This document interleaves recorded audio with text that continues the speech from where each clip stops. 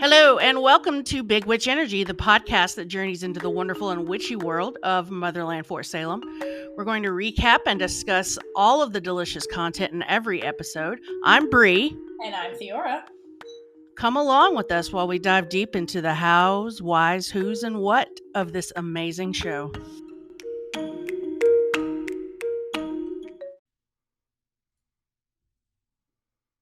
All right. Alrighty. All right. Sound check. Sound check. Are you ready for this? We're having some struggle bus issues today. Technology, the gift, and the curse that it is. Yes. That, and I locked myself out of my car at the grocery store. So this day is just fantastic. You know what we could have really used this morning? 3 dads to help us with all this. We could have used 3 dads! One to take care of the technology, another to help me get my keys out of my car, and the other one for support and coffee. Yeah, exactly. That would have so come in handy. Abigail, you are truly privileged, girl. You really are. Well, obviously, Ellie Edelson, who wrote this episode, felt our pain and understood. Sometimes you just need 3 dads, so I think we needed to talk about this episode today. Yes, truly. I think we did. So thank you, Ellie, and our director, Jem Gerard, for episode 6, My 3 Dads. The sitcom episode. It doesn't open in a sitcom-y way, no! though. It opens in a way that makes me happy, which is a very sinister and sexy side profile of a hooded figure in front of a crackling fire. Spoiler, it's Nicta. So, thank you, Ellie. This is wonderful. Drama Llama Nicta be doing work with words. Listen, she is full in her dramatics, and I'm here for it. She's mourning, okay? She had a heartbreak, and she's mourning, and she's doing it super dramatically in front of a fire with the spree music. It's the gayest thing ever because her heart was broken how many years ago? Listen. There is that ex that you never get over, and that's what's happening with Nicta.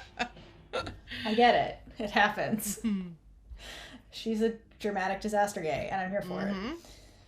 But Nicta's not alone in her dramatics. There's a couple of minions behind her, and they're getting ready to start this ritual. And one of the minions is Jonas, and you remember Jonas. He was the dude from Willa's cell that was putting down Scylla and Willa for losing sight of the mission, etc. And he defected from their cell because he didn't want to be all about the Camarilla. He's like, that's not what I signed up for. I'm here for spree business. So he left to go do spree business with Nicta in the woods. Well, he can leave because he called Scylla weak, and right, that's a dumb thing to say. Right, and he gets what he deserves at the end. So don't say shit like that to Scylla. Or, this is what you signed up for. Yeah, it's fine. And so they're in the middle of performing this ritual, and basically Nicta's saying this stuff about kind of why they're there. From our firstborn breath to the last song we sing, we are at war. Which is very true. Yeah. Life is a struggle. And she says there was never a choice. So if you must bleed, let us bleed for freedom. And so this line is really just hammering home the spree ideology, and it's very extreme in the language she's using. It's very like, from beginning to end, we're at war, and this war we're at was never our choice. So she's talking about how, as a witch, essentially from the moment they were born until like the moment they died, they're basically enslaved because of conscription, and they're forced into these wars and battles against their will, and it's unjust. And so she's saying, if we're going to be at war, if life's one big battle, let us bleed on our terms for our freedom. So they're here to perform a ritual in the name of the spree and the spree's end goal, which is ending conscription, getting back at the army, namely Sarah Alder. So that's kind of why they're there. And the way she's very much like beginning and end language, it's very extreme, whatever it is they're about to do. And so that's where they're at. Life's an alder and then you die. Basically, yeah. So I might as well go out on my terms. So this is their way of getting their autonomy back by doing things on their terms, in their mindsets. And then Jonas comes next to her as she keeps talking, and she directs the next line at him, and she's saying, with this act, so what they're about to do in this cabin, our war will end and your faith in me will be repaid. So again, they're going to do some extreme thing that's going to end the spree conflict, liberate everybody. Jonas is going to play a big part of that. And the line, your faith in me will be repaid. So Nicta's like putting herself in this place of a deity. So it's very interesting. So it's almost like she has a god complex, which has been a theme amongst a lot of these leaders, like Sarah Alder and Kalita. You have these witches and power in their own sects, and it's like unchecked power. So they're almost like have these god complexes. And Nicta's no different as like head of the spree. And so what's different about her too, she puts herself in this like savior position where she's like, put your faith in me and I will liberate everybody through this thing that we're doing, you're doing for me kind of thing. So it's interesting that that's kind of where she's at. Well, Nicta is your goddess. She is. Nicta can do, I have no problem with any of this. Nicta can do whatever she wants. Yes, save us. Oh, sinister, sexy lady. That's okay.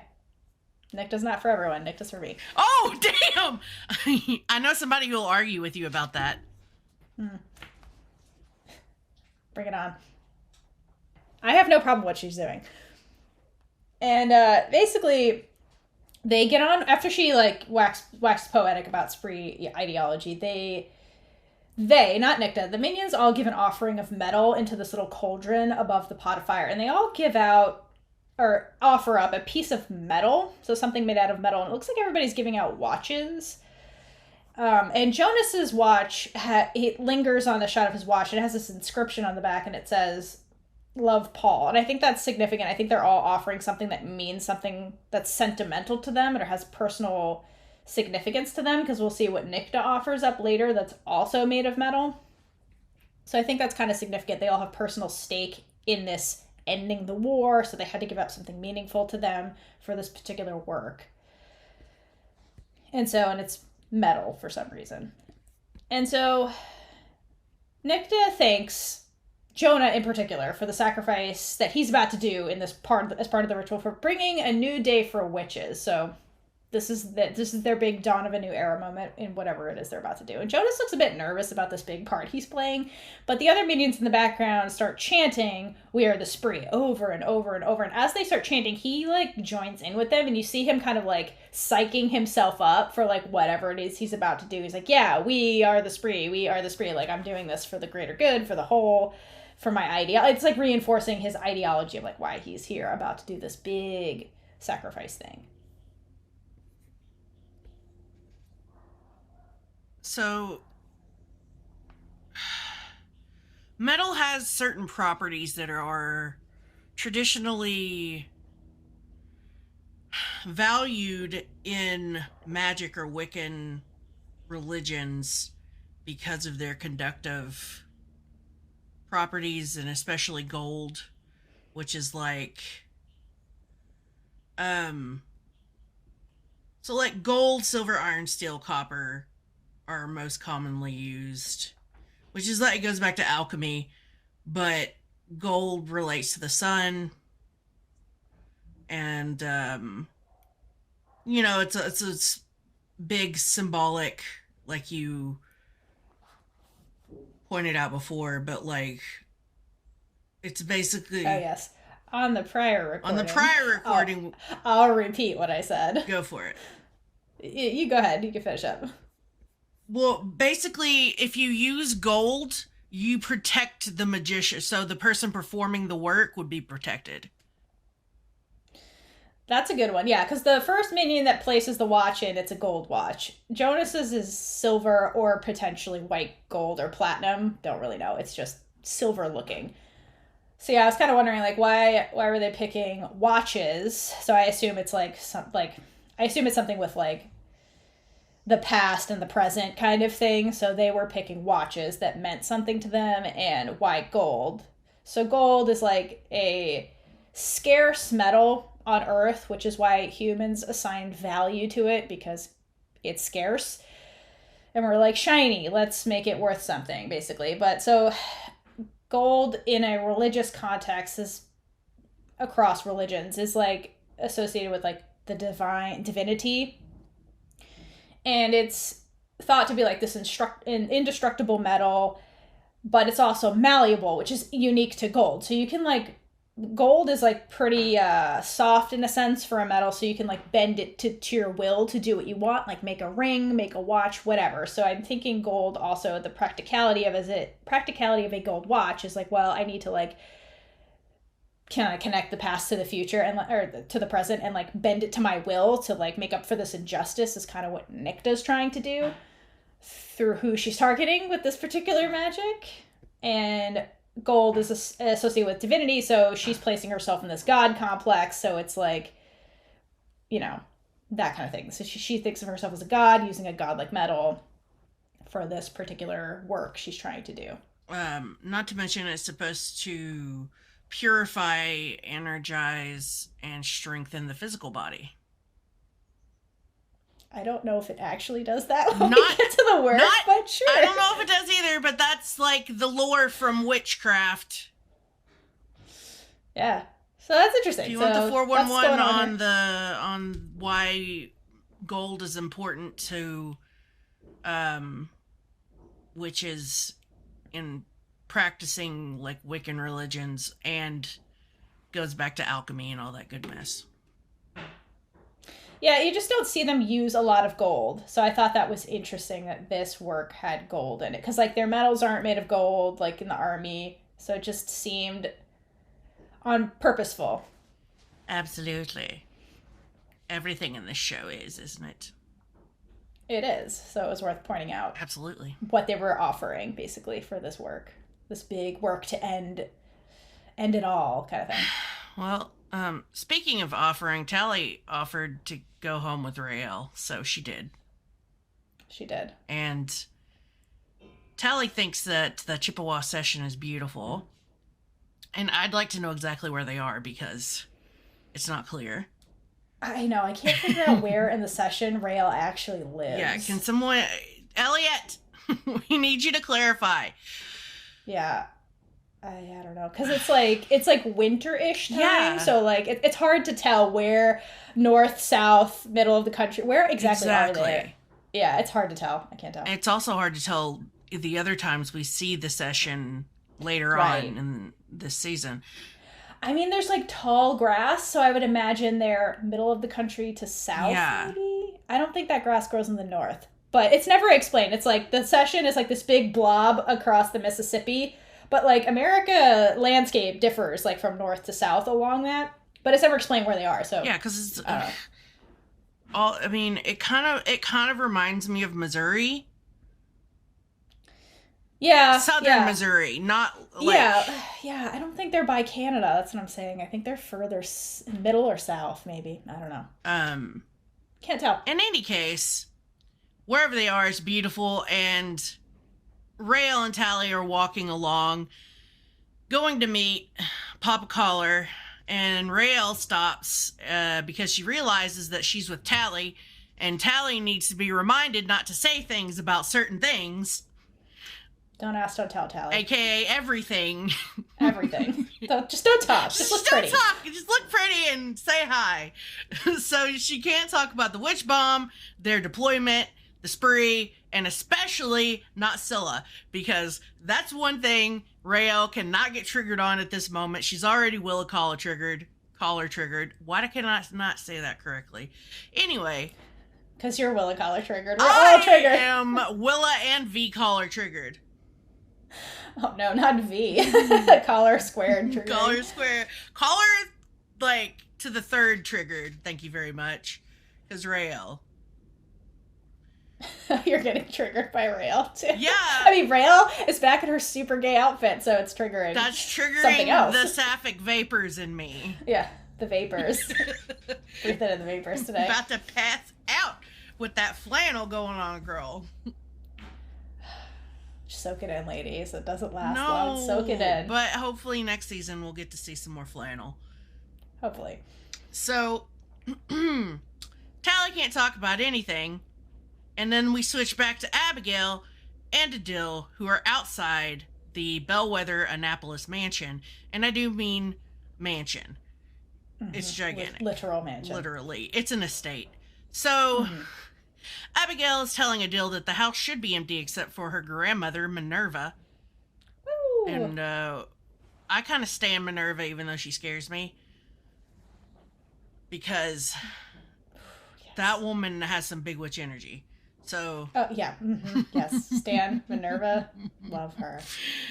So she tells Adil that no one should be there except for Minerva. And he asks if she's going to be cool with what they're about to do. And of course, she's like, oh no, she can't know about that. Like, don't be telling Minerva about that. Because they probably get, like, boxed in the ear and taken down. Who knows? But Adil says that it shouldn't be a problem getting what he needs to perform the ritual that he's going to perform. All he needs is a little blood, and it's not a problem that the Bellwethers bury their dead and plant a sycamore tree to grow from their bodies. So we get a little glimpse of how the death rituals of the Bellwethers, and Adil says that that's similar to the Tarim. Because, hey, Earth, I imagine they bury their dead and things grow from them like they do everywhere on the Earth. So they have a little connection moment there. But hey, before we go anywhere else, the house is actually not empty because there are a bunch of dudes there. There's so many dudes. So many, like, where did they just pulled every dude from the military and said, hey, every dude, come to this house, except for the ones that are undesirable, I imagine. Like Adil, apparently. Notice Garrett isn't there. Yeah, Garrett. The undesirables. Garrett not be there. He's off the list since he's married and all. I don't think he was ever on the list. No, he wasn't. So we go back to the session, and Tally and Raylla are still walking along, and Tally sees a message board with a poster of Alder that's been defaced, and someone has written, "Take the Queen to the guillotine" on it as a throwback to the French Revolution. Bonus points for being able to spell guillotine. That's the only impressive part of this. So Raylla makes a point that people in the session have never been shy about expressing their opinion, and it led to an interesting discussion in our prior recording about the difference between the session and everywhere else in the country as far as there being more baked in distrust for the army. Yeah, so what this is highlighting is not only apparently they're into the French Revolution, but that in the session, Raylla says people in the session have never been shy at expressing their opinion. So it goes to show that in this part of the America, there's always been this anti-government / anti-witch army sentiment that's always been there. Because what we're seeing now when we're being introduced to this story is that the Not Our Daughters movement is starting to become more visible and is cropping up all over the country. And that's a very anti-witch army sentiment. But what Raylla's saying is that the session, they've never liked Sarah Alder. They never liked this army. And perhaps that has to do with the fact that they're not into witches being in a position of power the way the Not Our Daughters movement kind of is and the Camarilla stuff, but it might be more about the formation of the session and how the deal they made, in the After the Storm, like you talked about in the Lost recording, was that basically they made this deal, the indigenous people and their magic made a deal with the United States Army where they said, okay, we'll give you this part of the country. We're stealing your whole country. We're going to give you this section. But you have to, make Sarah Alder immortal because we, the United States, baby United States, we need her to, make us a big deal in the world. And so maybe they're resentful that they had to give up their country to create this super witch that probably shouldn't exist in their eyes, because if it's anything like indigenous cultures, they're very much about balance and balance with nature, and that probably goes to their magic as well. And Alder, by keeping her alive with the Biddy magic, which was part of the deal to make this, the United States is like, you can have this part of the land and we'll leave you alone, but give us Biddy magic to make Alder a super witch. They were probably resentful that they had to do that, but I assume, in any history, they were backed into a corner of we're going to lose everything because they're going to kill us all eventually. We might as well make this deal because we'll get this land protected. but we have to give up this magic we don't want to give up. So it's like another song that was released into the world that probably wasn't ever supposed to be released. And so maybe they're resentful. And so because of that, they're anti-Alder because she's an abomination in their minds. But it's interesting that that type of sentiment has always been expressed in the session specifically. So you can imagine that Raelle's upbringing coming from the session would have been very different from like Tally's in the No Dude's Land, and then Abigail in the High Atlantic culture, which is very pro-army, because she meaning Raylla, was in a section of the world that's always been anti-Sarah Alder, and the people have always expressed that. So regardless of what happened with her mom, Raylla would have grown up with anti-army sentiments, because that's the culture she's living in. Yep. So I think that's very, very interesting, and it's unique to this session, because now you're starting to see other places of America that are anti-Alder, and that's growing everywhere else. But it was always part of the session since the beginning of America, basically. Yes, so anti-witch sentiment and love for Robespierre. Exactly. So. Well, you know. Interesting lore. Interesting. They go on to discuss something that... Listen, Raelle's dialogue. Listen. Who wrote this? Ellie, what is this nonsense? What is this nonsense? Because I don't understand it. Seriously. No. Tally is worried about Raelle being forced by Alder to do horrible things, like Alder taking Nicta's work and using it against the Liberian Front, so they killed themselves. So, which totally understandable. Totally like, understandable. Which bomb Wade? Like, yeah. I could see Alder doing that. Exactly. So Tally brings this up, and Raelle just brushes it off, super confident that she isn't in any kind of danger. And she's like, well, the Liberian fight eventually killed my mom, so there's not much worse Alder can do to me. And I'm like, Raelle, did you take some opposite day effect, like potion or something? Because this makes no sense. No sense. And then where is this coming from? Exactly. Where? And then she tries to reassure Tally by saying, don't worry, I'll always have a choice. Your whole character is based on not having a choice in anything. Right. How did we get here is my question. How do we go from... Again, I will say this over and over again. My biggest problem with this show is Raelle and how they deal with her character arc, because they don't let Raelle process anything ever.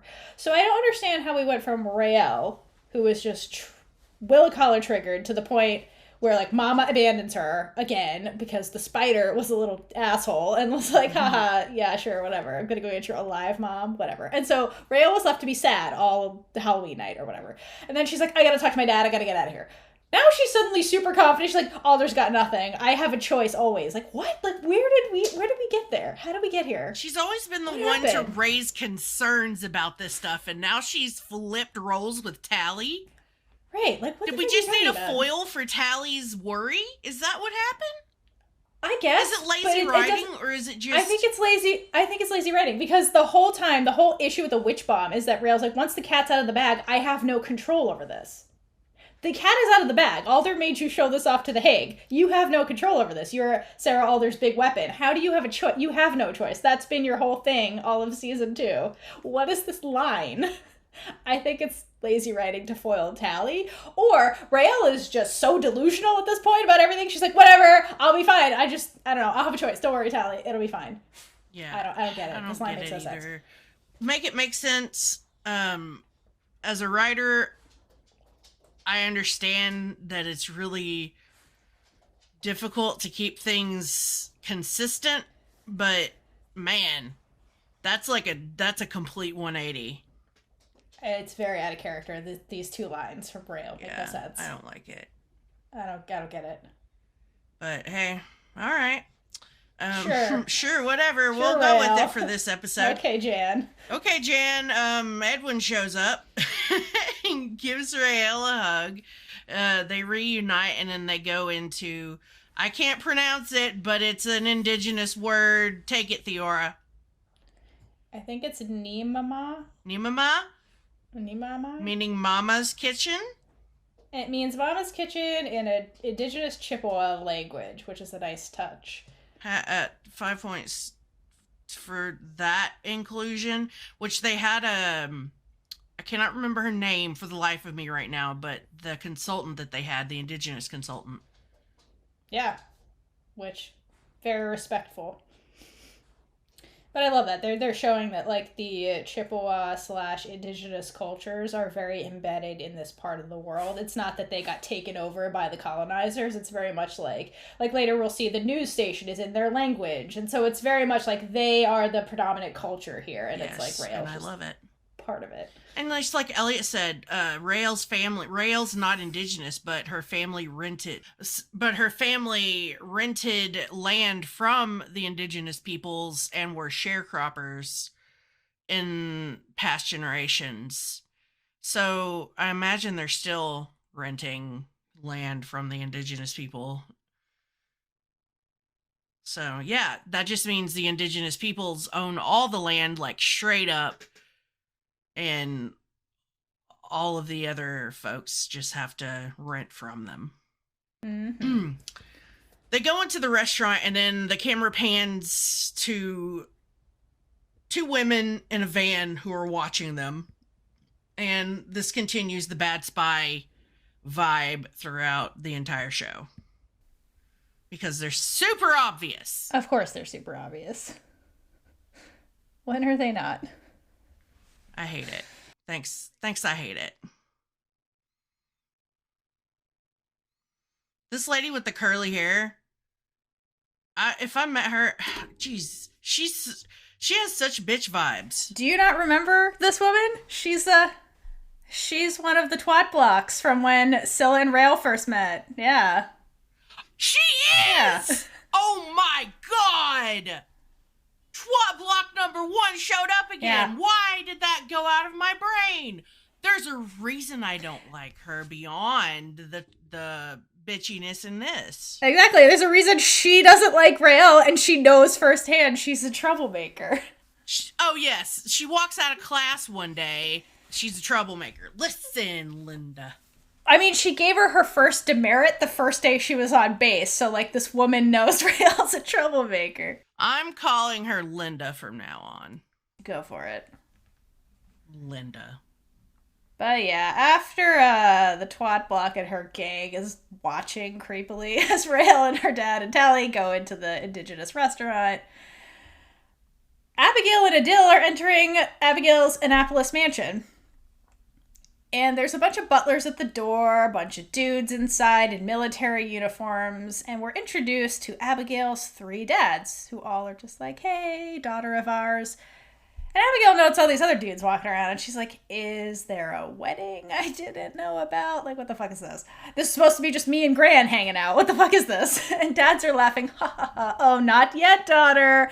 But we're here to matchmake your ass. So the dudes are all like... The dads are all super invested in Abigail's hand fasting, which was the mission of the Imperatrix, remember, by the end of the year, and like Petra's all on board about this, so the dads are being roped into the matchmaking process. And what they did is they invited all of her top-ranked suitors for this winter break they're on, I guess, and they're pushing her to make a choice on who to hand fast with. And it seems like they are super invested in this whole process. Like, they know all the things about the men. So I feel like this is part of, like, the male witch function in the High Atlantic Society. They are probably super involved with whatever the Imperatrix does. And they're all about this breeding thing going on with Abigail. So they picked the top suitors for her. And it's almost like they're performing the role that, like, women have functioned in historically under, like, the patriarchy, where they're all about, like, getting their daughters, like, married to the man with the best traits and the best estate and, like, all that stuff. It's like, that's what they're doing here, but they're doing it with the purpose of making the next great weapon or the next great female bellwether warrior. That's what they're doing. And so Adil is not supposed to be here because he's not on the ranking list. And the dads are like, what the fuck are you doing here, Mr. Adil? And Abigail's like, well, Slayer Roll, he's my friend and he's here to... He has nowhere to go. Like, aren't we charitable? You're gonna kick him out. And the dads are like, I guess not. We're good people. So we'll make room for you, Adil. Don't worry. And I was like, great. Does my mom know about this witch meat market that's happening right now in our house when no one's supposed to be here? And one of the dads is like, well, Of course she does. It was her idea. And I get the sense from this line that, like, Petra runs this whole house and, like, orders these men around. She's like, listen, you're hand-fasting her. You're in charge. I have intelligence things to do. So the dads are like, cool, Petra signed off. Let's hand-fast her to the best and the bravest in the witch community. So they're hosting this little party because Petra told them to. And I love it. The meat market is in town, and Furman, Anton, and Claude are all about it. It's like they've been waiting for this for 18 years. Yeah, they're like, again, the moms and the patriarchy who are like, yes, my daughter's wedding. And they've been planning the wedding for like 10 years, ever since she was born. I think that's their job, is to like do this. This made me flash back to a Jane Austen story. Just like waiting around to make the best match. Yeah, I mean, matchmaking has been going on in multiple cultures throughout human history, and like it was always a big deal with like aristocratic people, and that's basically what this is. The High Atlantics are the aristocrats of the witch army community, and so it makes sense that like with the gender swapping, like the dudes being a scarce resource are all about like getting their daughter married to the best male witch to make the best soldier. So like they have the same kind of like investment, but it's more of a practical investment because they're trying to make a weapon at the end of the day versus just like merging estates. Like the incentives are all there that have been there throughout human history, but it's like their end goal is a little bit different. It's about who can I make the best soldier, and then our status moves up in this like military culture if we make the next great bellwether. So that's like where their heads are at. And Abigail's just like can't escape this. Like her mom's throwing it at her, the imperatrix, and now her dad. So she's supposed to come home and relax with Gran, but she's like, great, more of this. Yeah, listen, I have poor Adil, poor Abigail. This is a shit show already. I mean, Adil doesn't know what the fuck is any of this is. He's like, what is this house? What are these people? What do you mean you have multiple dads? And so before Abigail can like really go off, because she has feelings about this, we've seen her express, and she wants to express those feelings, but Gregorio walks in and stops all of that. And all the dads start fawning over Gregorio immediately. Like, oh, good old Shellbark, how are you? Ha ha ha, because he's the top of the list. You know, we've heard this from the Imperatrix. We've heard this from Petra. Like, he's the favorite. He's the one they want Abigail to make the next bellwether with. So, like, they're kissing his ass, just like everybody else is. But he seems very, just again, he has a personality. He's not he could be a super arrogant guy, like, yeah, I'm the best of the best, like, kind of thing. But he's not. Gregorio's just, like, friendly and funny and goes along with it. Because, I mean, he's not getting what he wants. He wanted Libba, and Libba is no longer of this plane, so he's just going along for the ride. And Abigail does a sidebar with one of her dads because she's like, what the fuck is all of this? I'm pissed. And they go talk off screen. But Gregorio and Adil have a little bro sidebar where Adil's like, bro, what the fuck is this? What do you mean she has 3 dads? Like, what is going on? And Gregorio explains that, like, 3 dads is, like, the average for a high Atlantic kid, which is interesting. And I think it very much speaks to the privilege of the high Atlantic society because the purpose of like those 5-year hand fasting contracts, like we talked about with Garrett, who is not here because Garrett is not the high ranked anything. He's not on the list. I have to keep making that point. Screw Garrett. But the 5-year hand fasting contracts, the reason they have those is because female witches greatly outnumber male witches. So male witches are like this commodity. So in order to breed witches with witches, which is the whole point of the Imperatrix initiative, they have to figure out a way to like spread the male witches around, essentially. Because we see when that gets broken, like with Willa and Edwin, there's a lot of shade that happens. Willa got punished through the army, and then Raylla gets shade from the Imperatrix for being an outcross. So it's like they have to share the male witches somehow to make more purebred witches for the army or whatever. But I find it fascinating that apparently that rule doesn't apply when you're high enough in this aristocratic society. They're like, well, you can have 3 dudes of the hot commodities. And so I find that really interesting that there's a privilege loophole for those in the high Atlantic culture. You can have multiple men to make the best possible female ever, but everybody else is to fight for the scraps, which is just a human caste system thing. But also I find it super interesting that the 3 dads are still hanging out with Petra Abigail's 18 at this point. So they made Abigail 18 years ago. If they had a 5-year contract, that contract is null and void. It is gone. Why are they all still with Petra and still being bossed around by her? So I think that their contracts for making the daughter probably expired. So they're probably free to go make other witches if they need them to breed. But I think that once they're like in the bellwether circle, they kind of stay there. Like they live with Petra. They are considered her spouse. So it's like different from like the hand fasting. That's a temporary thing. They're like part of the bellwether name now. Because you'll hear them use language later when we get to the dinner where the men, like the dads, consider themselves bellwethers now. Like they made Abigail. They made a bellwether. So they get social capital in this society by clinging to Petra. So I think that part of the reason all these men are like going along with this, because it just like with any marriage, like if they can marry themselves to Petra, they now rise up the social ladder. So I think that's partially what's happening here. And in the High Atlantic Society, the men get to stay tethered to that witch because now they're considered bellwethers. They get to live in a mansion. They get all this privilege. So I find that really fascinating that in a scarce resource, the men get to like cling to the witch with the highest, privilege going on. So right. I thought that was interesting. It is interesting. It's another thing I'd like to verify / clear up. I want to know all the lore. Those books, he needs to put those books out sometime. Mm-hmm. He sure does. I don't know. This just the whole part of Petra having these 3 dudes, just like, do they leave at some points? Do they stay always? Just okay. Somebody tell us all the tea on the 3 dads. I get the feeling they stay because there's a line later when Abigail's at the dinner and one of the dudes is talking to her and he's like, yeah, I'll do whatever until your second spouse comes. So I get the feeling the custom in the privilege circle is that they get the dudes.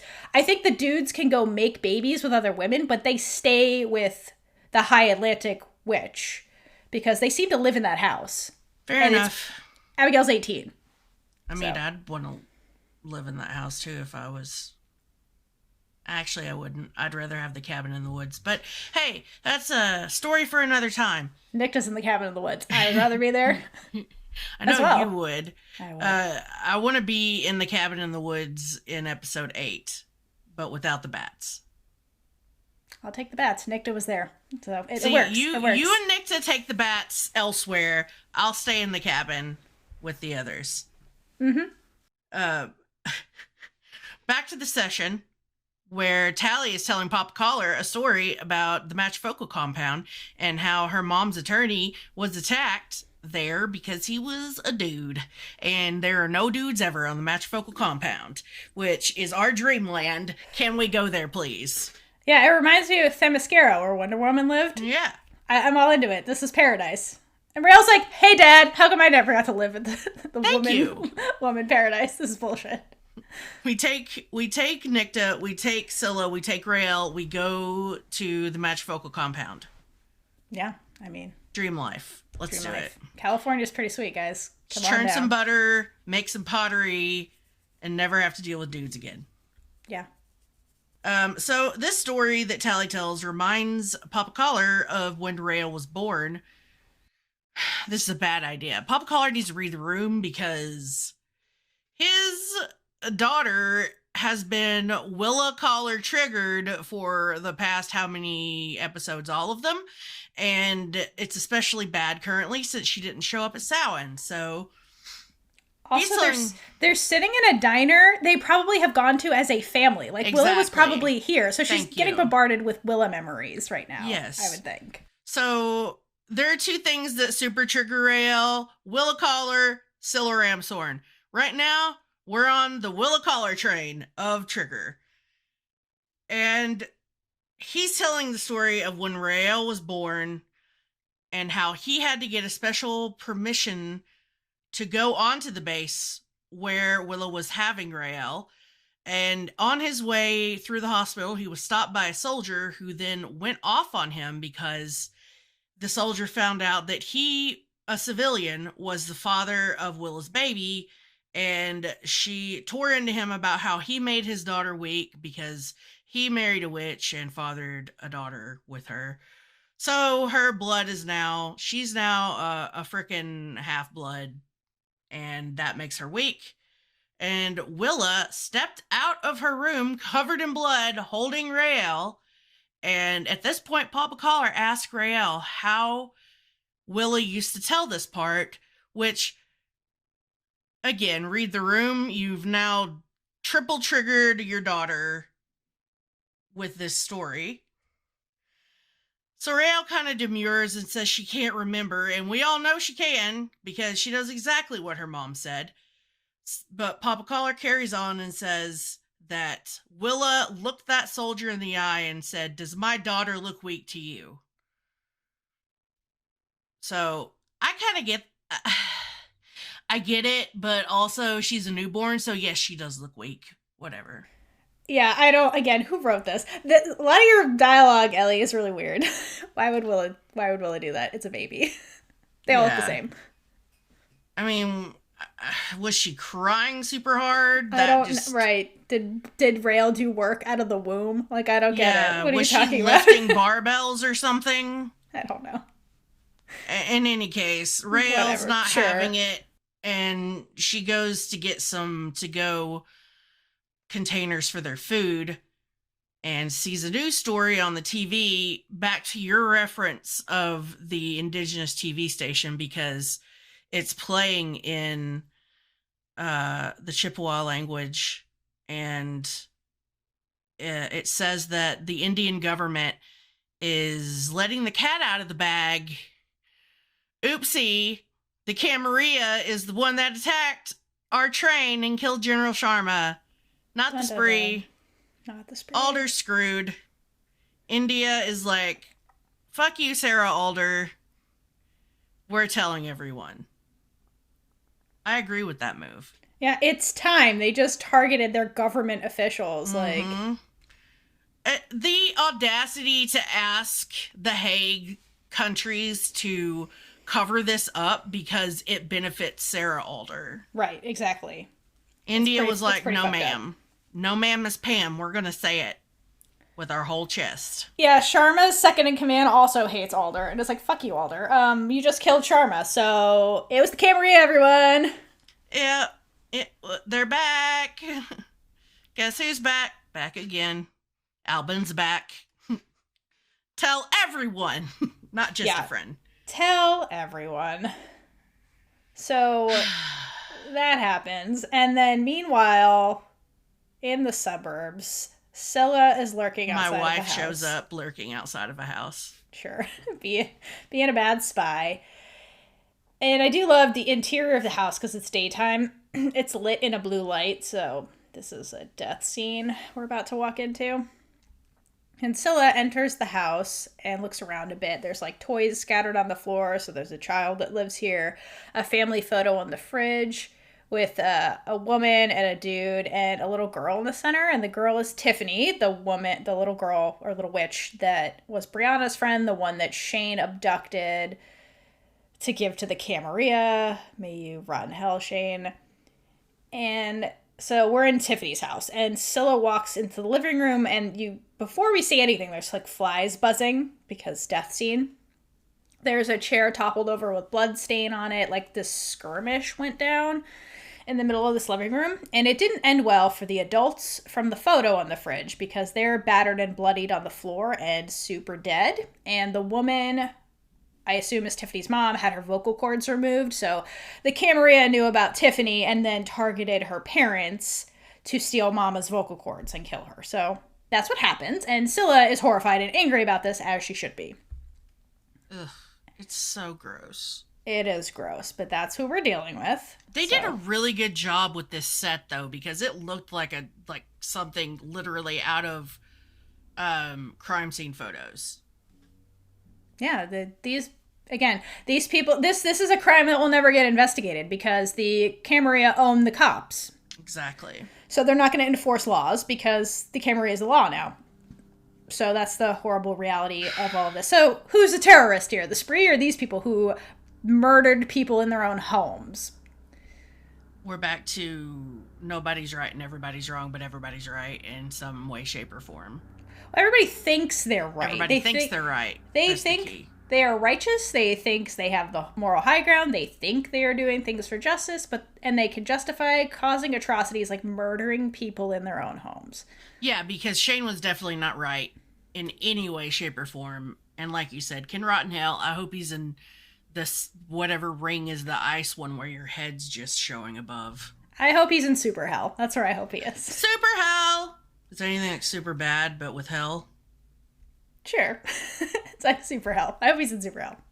Listen, I've had a lot of caffeine and ADD is grabbing me today. So.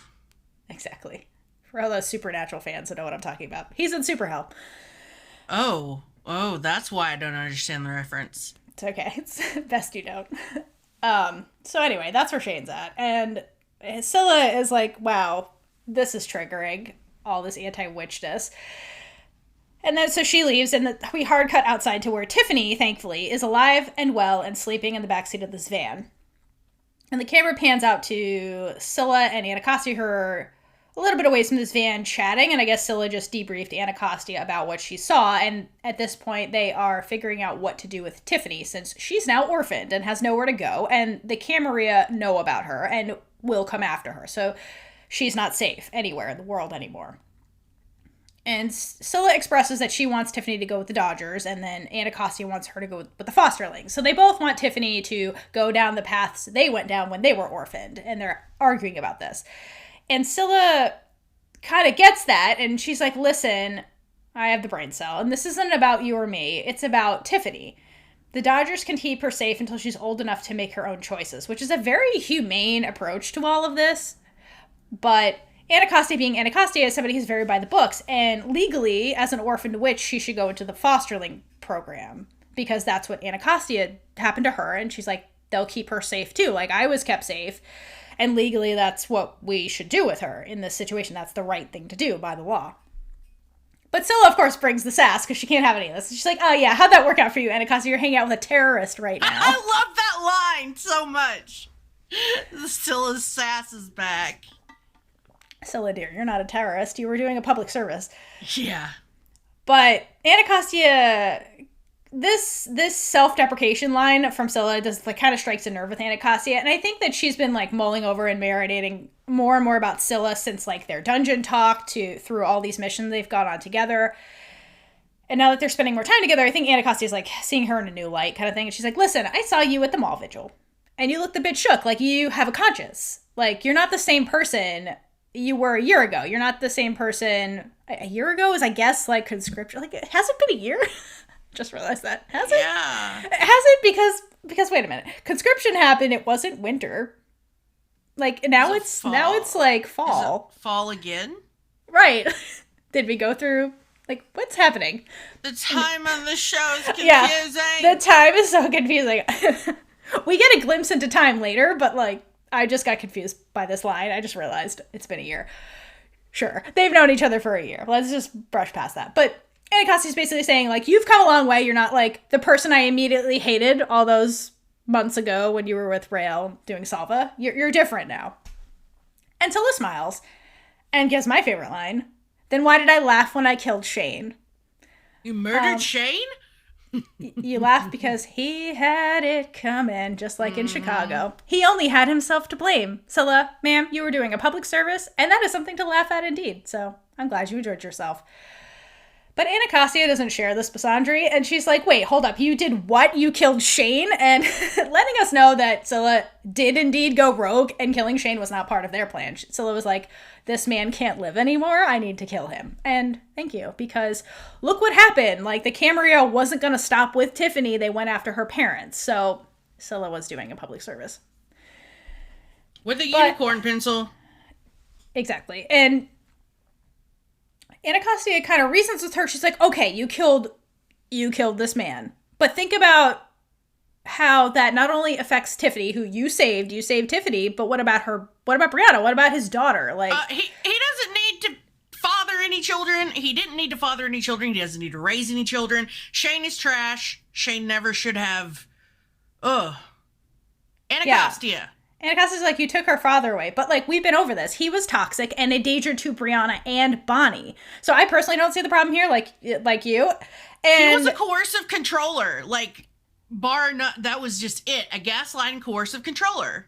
And if Brianna was a witch, he would have done the same thing to his own daughter. Like, he was a danger. And Scylla, in my mind, Scylla's a hero out here saving everyone's ass all the time. So, like, show her some respect, Anacostia. She did a public service by taking out this man who's toxic. And he was toxic to his wife, too. He wasn't any... Brianna's better off, is the point. And so is Bonnie. Super sad and unfortunate that it had to happen that way and that her father was so toxic. But Scylla's killing him isn't the problem here. He was the problem from the start. Exactly. Right. Stop blaming Scylla for other people's problems. She's the one cleaning up everyone's mess all the time. Sometimes badly, bad spy Scylla, but whatever. But she's very consistently, this season a lot, she's always, I mean, you know about the Camarilla because of Scylla. Like, she's out here saving her ass. She's the one consistent character in this entire season. Yeah, she saves everybody's ass this whole season and never gets an ounce of great job, Scylla. Never. Except from Willa Collar. That's the only person. She gets the thank you from Nicta at one point, but as someone else, that's hilarious to me. I love that. We'll get there. That was amazing. I love Nicta so much. Anyway, so Anacostia, check yourself. Scylla was saving Brianna and Bonnie, but whatever.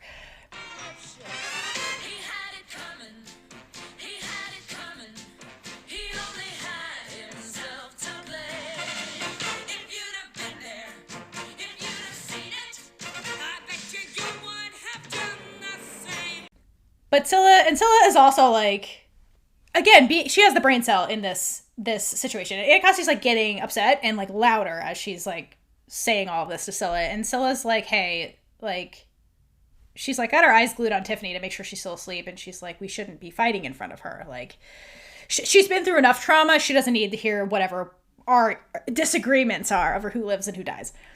We are trying to figure out what to do with her. She's the priority. And Anacastia's like, okay. She like very quickly concedes and is like, all right. And she goes into the car in the passenger seat to check on Tiffany.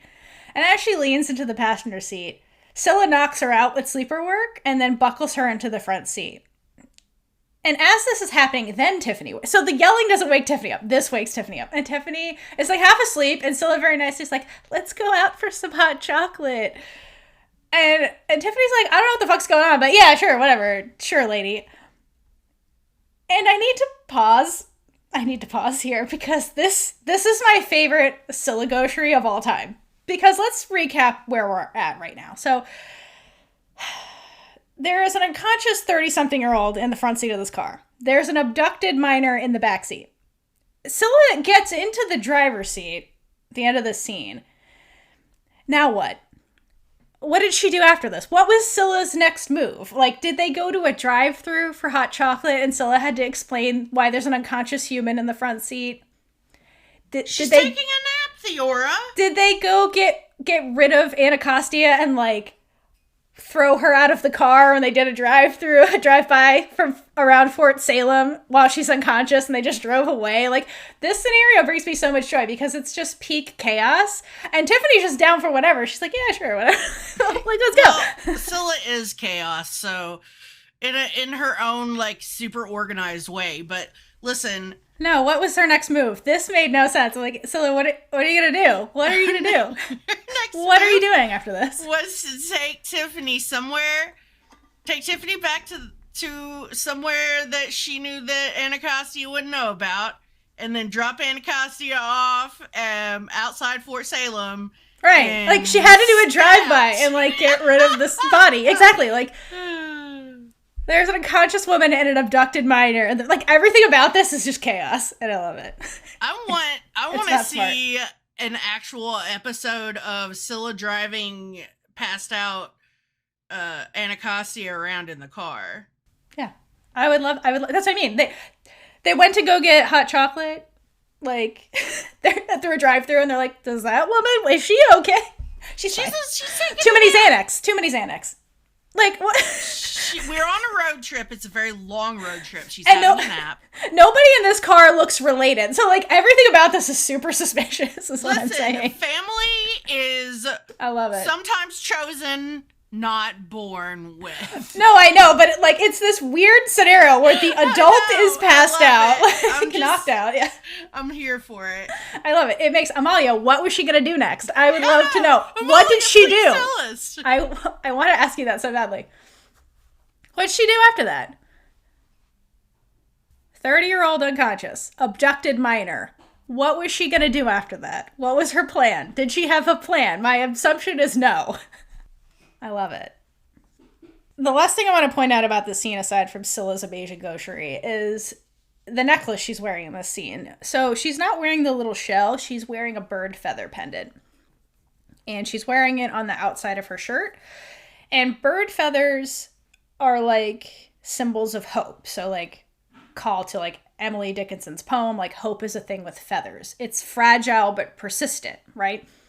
And in witchcraft, like feathers mean things too. And the color of the feather and the bird it comes from can hold meaning. And so I think this is kind of significant, a little foreshadowy of like where Scylla goes from here. But the pendant she's wearing is silver. So in this instance, it's gray because that's the metal. And gray as a color can mean like peace and neutrality. And I think that's shown in this scene, the way Scylla is talking about Tiffany, that she's very like neutral and she's like very humane about how they're going to deal with Tiffany. She wants Tiffany to decide what she wants. So Scylla is being like the peacemaker kind of in this scenario. So that's where she's at. And she's, again, saving everybody's ass all the time. So I think that's kind of where Scylla's at. But later we see that Scylla has this affinity for blackbirds, which really comes from the Morgan myth. And I'll talk about that when we get there. But black as a color is more so about like protection, spiritual transformation, growth, or wisdom. So I think the necklaces she's wearing and like it's very indicative of Scylla's character arc this season and where she's going. So And how she evolves as a witch, too, is also part of it. Mm-hmm. So I like that little costume detail and how we went from, like, the shell, which was, like, her hope as a child of escaping and being free, and now it's more about her as an adult, like, transforming, becoming more of a peacemaker, more level-headed, and growing into her power kind of thing by the end of the season. Also, speaking of costumes, can we back up and talk about Tally's beanie again? Yes, Tally's beanie is... so cute. It's the cutest. Okay, costuming department, we love you. You're amazing. The most consistent thing in the show. Thank you very much. And the little touches that you give with this beanie and a beanie later in the season are some of our favorites. I love it. Thank you very much. Yeah, if you go back and look at the beanie, like it very much, the one Tally's wearing, it matches like her hair and stuff like that. So it like complements her physical features. So it's a very, very detailed touch on the wardrobes department's choice. But yeah. Anacostia. I want to see a movie with Anacostia passed out in the front seat. Buddy cop movie with Scylla and Anacostia, please. Thank you very much. Again, Amalia, what the fuck was she going to do? What was she do? What was her next move? That made no sense. What was she gonna do? We're gonna ask. It's gonna happen. What was she gonna do? I need to know. It's like the wind strike. What was your plan if that actually worked? What was the plan? There was no plan. With a list of questions about all of this, and we'll get answers, hopefully. All right. Going back to the session where Edwin's going to work and Raylla and Tally are sitting on the porch of the house.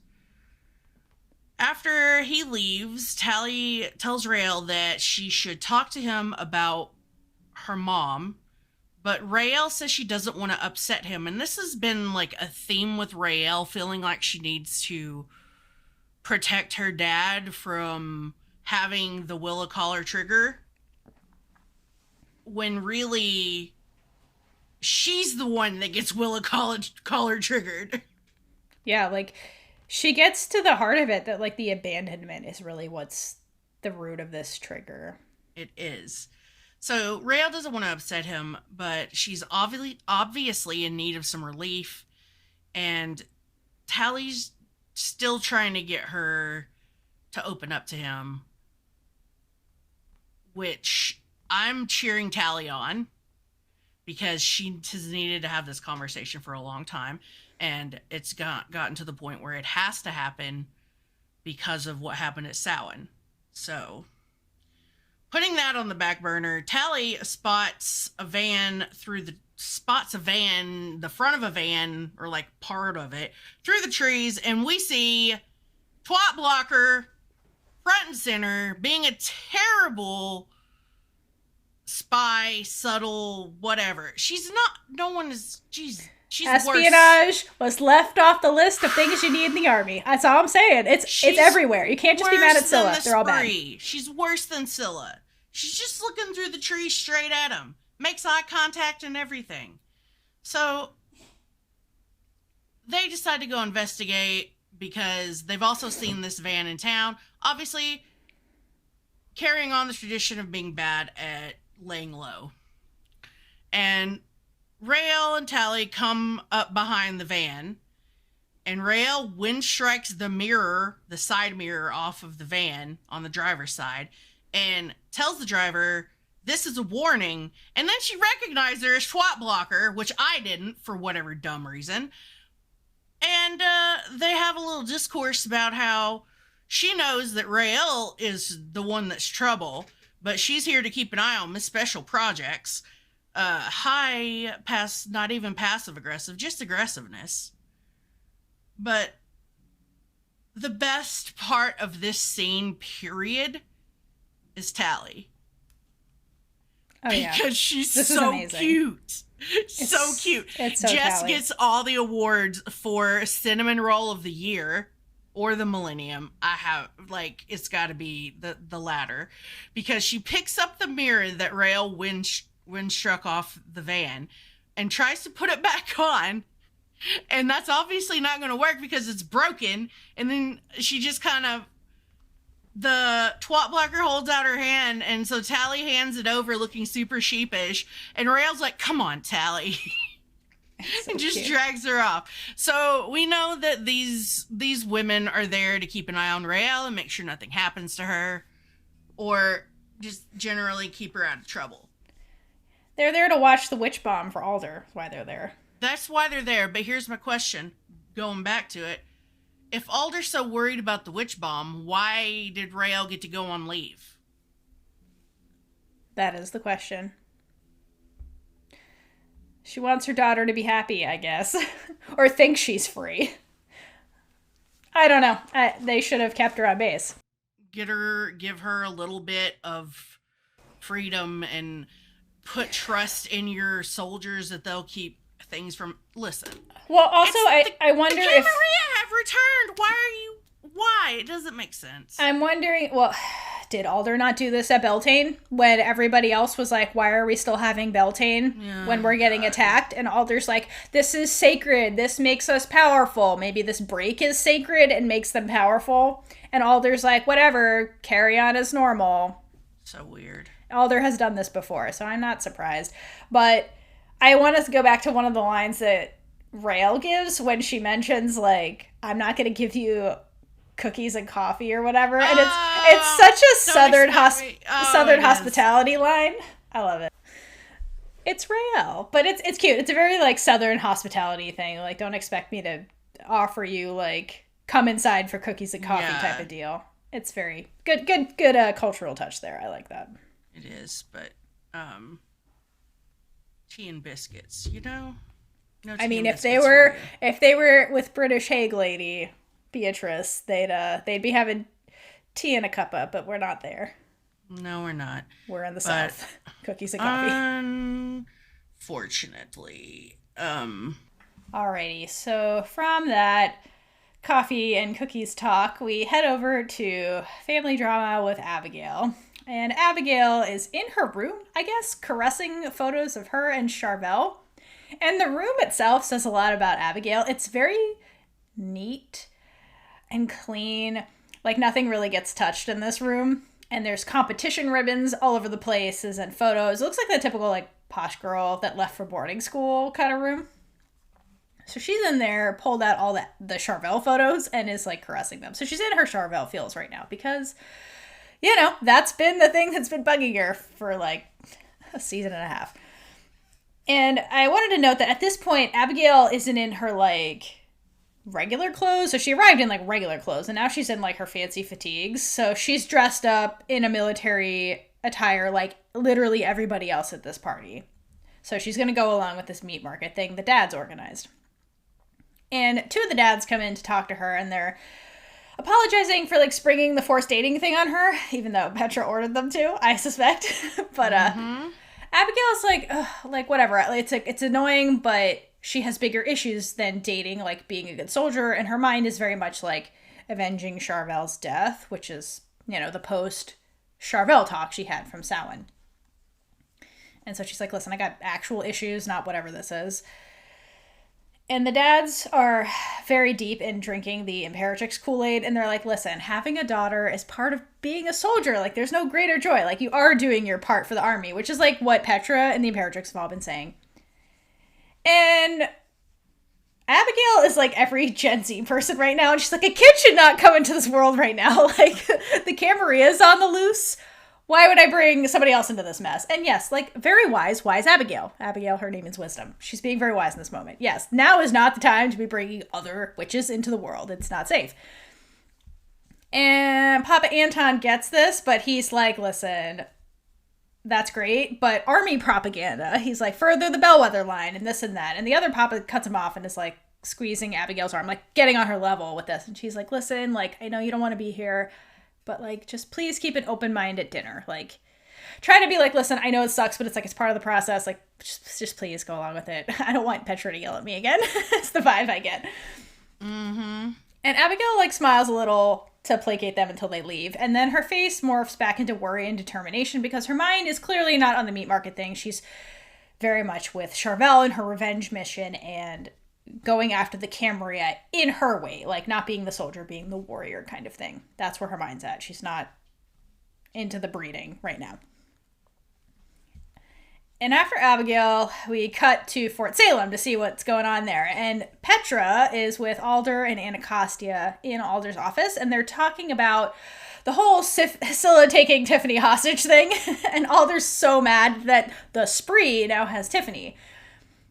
And Anacostia's like, listen, like, Scylla assures me she's not taking her to the spree. That's not what she's planning on doing. She wants to send her to the Dodgers. And Alder says, well, believing in Scylla is pretty naive. Like, this whole thing was a mistake. Like, believing in this spree and this was stupid. Why did we even do this?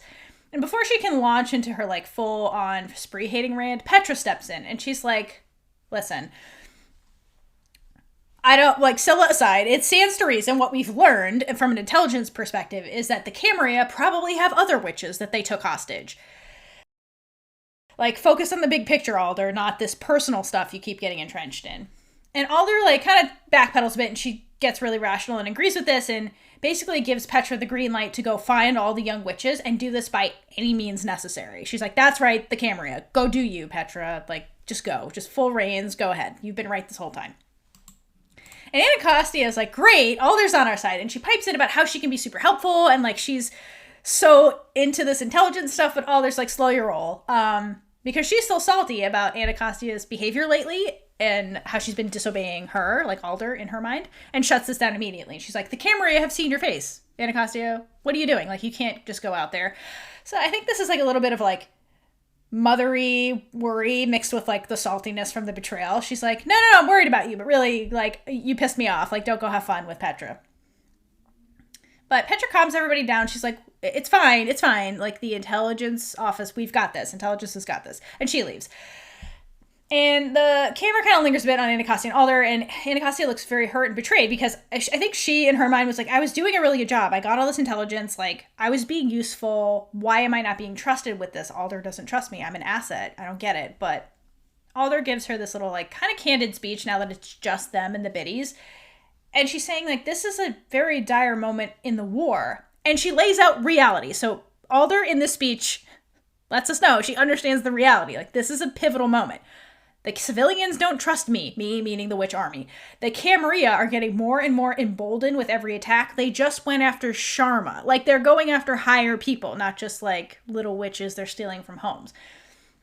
And the bottom line here is that the witches now, you know, blame whoever you want, but the witches now at this point are very stuck between a rock and a hard place. Like, Alder has to be more careful with how they proceed because perception of the public is really, like, key here, and she's losing their trust and, like, losing the president's trust, and, like, they're talking about disbanding the army. And so, like, she's like, yeah, we have to protect the witches, but we have to be careful about how we do this, and I need every soldier with me, not against me. And so I think partially she's, like, trying to be a little bit controlling with Anacostia because she's like, I don't want to lose you too. I see you slipping away. So there's a lot of motives here, but the reality is they have to be smart about how they're handling this. So good on you, Alder, for letting Petra go do her, because Petra has been handling this very well the whole time, even though she's personally invested in this. So she does, like, a full switch into, like, Mother Witch mode, and she, like, comes up to Anacostia, just like Abigail's dad was doing a minute ago, and, like, squeezes Anacostia's arms and gives this very emotional delivery to, like, reassure Anacostia, like, you did a really great job. Like, this is not personal, but I need you with me by my side where you can do the most good. So, again, trying to neutralize the situation because this all seems very personal with what's going on with Alder, but she's trying to, like, reassure Anacostia, like, it's not, like, I just think you can be better served here. That's all. And Anacostia, like, nods, like, she kind of accepts this, but she looks very teary-eyed, like she's conflicted, and she's just, like, kind of mulling this over when the scene ends. I think she really... So many things that she and Alder had that split, you know? And all those differences of not just opinion, but, like... her view of Alder was shaken so hard, and then she went out into the field and was doing all this work that was so relevant to the fight that they were, the current fight that they were in. And I think she also liked to keep an eye on Scylla, even though I think Scylla did just as much good for her as she did for Scylla. Yeah, I think realistically, this was probably one of the first times Anacostia has really been out of an army base. Exactly. And so she was experiencing the reality of the world for really the first time. And I think Anacostia learned a lot through that and through her interactions with Scylla too, Scylla as a character who's been in the world, the real world, out of the army for a very long time. So I think Anacostia was really growing. And I think she really enjoys the intelligence aspect of this and does have an affinity for it. So she was like, hey, I was being really useful. I was making a difference, you know, versus just, like, training cadets. Like, I was useful here. I got you all this information. Like, why don't you trust me? It's like, you know, the daughter and the mom thing. It's like, you know, why can't you let me grow? Like, why are you trying to hold me back? I don't get it. So that's what that kind of conversation gave me vibes about. Exactly. A little bit, you know. Yeah, and I want to hug Anacostia right here and just, I don't know. That part really got me for some reason.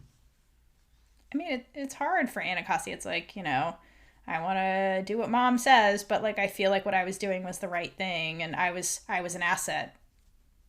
So it's kind of like a little bit like a demotion. Yeah. Like, she's like, why am I being demoted? Yeah, exactly. Yeah.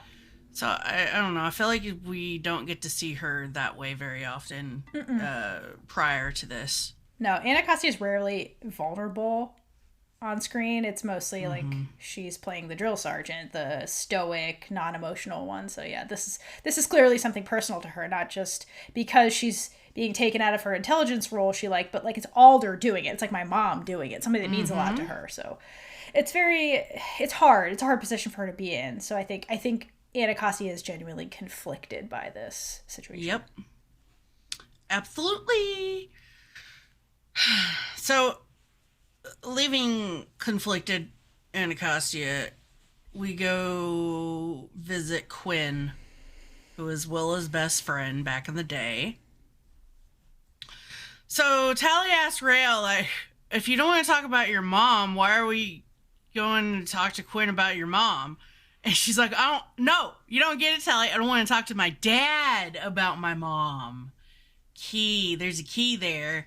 So Tally hadn't clued in on that for whatever reason. And they go over to Quinn's house, and as they're walking up, Quinn's healing a man with cataracts. So Quinn's a fixer, primarily. And she starts to heal this man with her hand over his eyes, and she heals in the same way that Willa does, but with different words that we haven't heard from Raylla. So she says, and remember, she's healing a man with cataracts. I bring the blind by ways they knew not. I will lead them on paths unknown. I make the darkness light before them. And the cataracts are gone from his eyes and show up in hers. So I think we should talk about that prayer for a second. Go. So it's Isaiah 42:16 is the prayer she says. But I think the verse before it and the one after are very interesting. So in full context, so like 42:15 is, I assume God saying, I will lay waste the mountains and hills and dry up all their vegetation. I will turn the rivers into dry land and drain the marshes. Then it gets into what Quinn says, which is about bringing the blind by the ways or whatever. Then the verse after that is, but those who do not trust in idols and say to molten images, you are our gods, will be turned back into utter shame. So it sounds like this helpful prayer, but it's really not. It's this very extreme prayer. And it's very curious that this is our first introduction to Quinn. And I wonder if this is like indicative of Quinn's character and if it's supposed to highlight something about her, because Quinn right now is not on active duty as far as we know. And she's using healer magic kind of out in the open, which technically defies the law of the land, the one that got Anacastia's parents killed. So, like, no magic off base, no magic outside of warfare. So I think it's kind of showing that she holds a certain kind of ideology, maybe like Willa, and she believes wholeheartedly in whatever she believes in, and there's one true path kind of thing, because that's the context of the prayer she's saying. Like, there's one God, there's one path, like, I will destroy everybody who defies me kind of thing. And it's very, like, extreme language. So I wonder if that's supposed to be giving us a clue about who Quinn really is, because we don't really learn a lot about Quinn. No, we don't, sadly. And I find it interesting that this magic that they're doing, like the healing magic, the Willa Collar brand, I wonder if it's session specific kind of magic. I mean, there's a lot more Christianity in the session, but I wonder if it comes from the indigenous session people, because this type of healer magic strikes me as more like of an equilibrium type magic. Like, they're saying Christian verses when they're doing it, and I wonder if that's because they're not indigenous, but like the ones that we've seen doing it.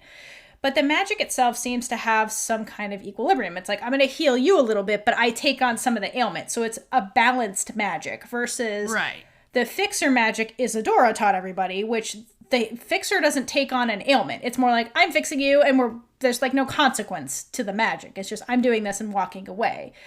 Because like Adil had a line very early on when we met him about like, there's a consequence to all this magic. So I wonder if like, that's the purpose here, like that kind of like indigenous type of magic that would be more harmonious than like one-sided, which is what we see the army magic doing.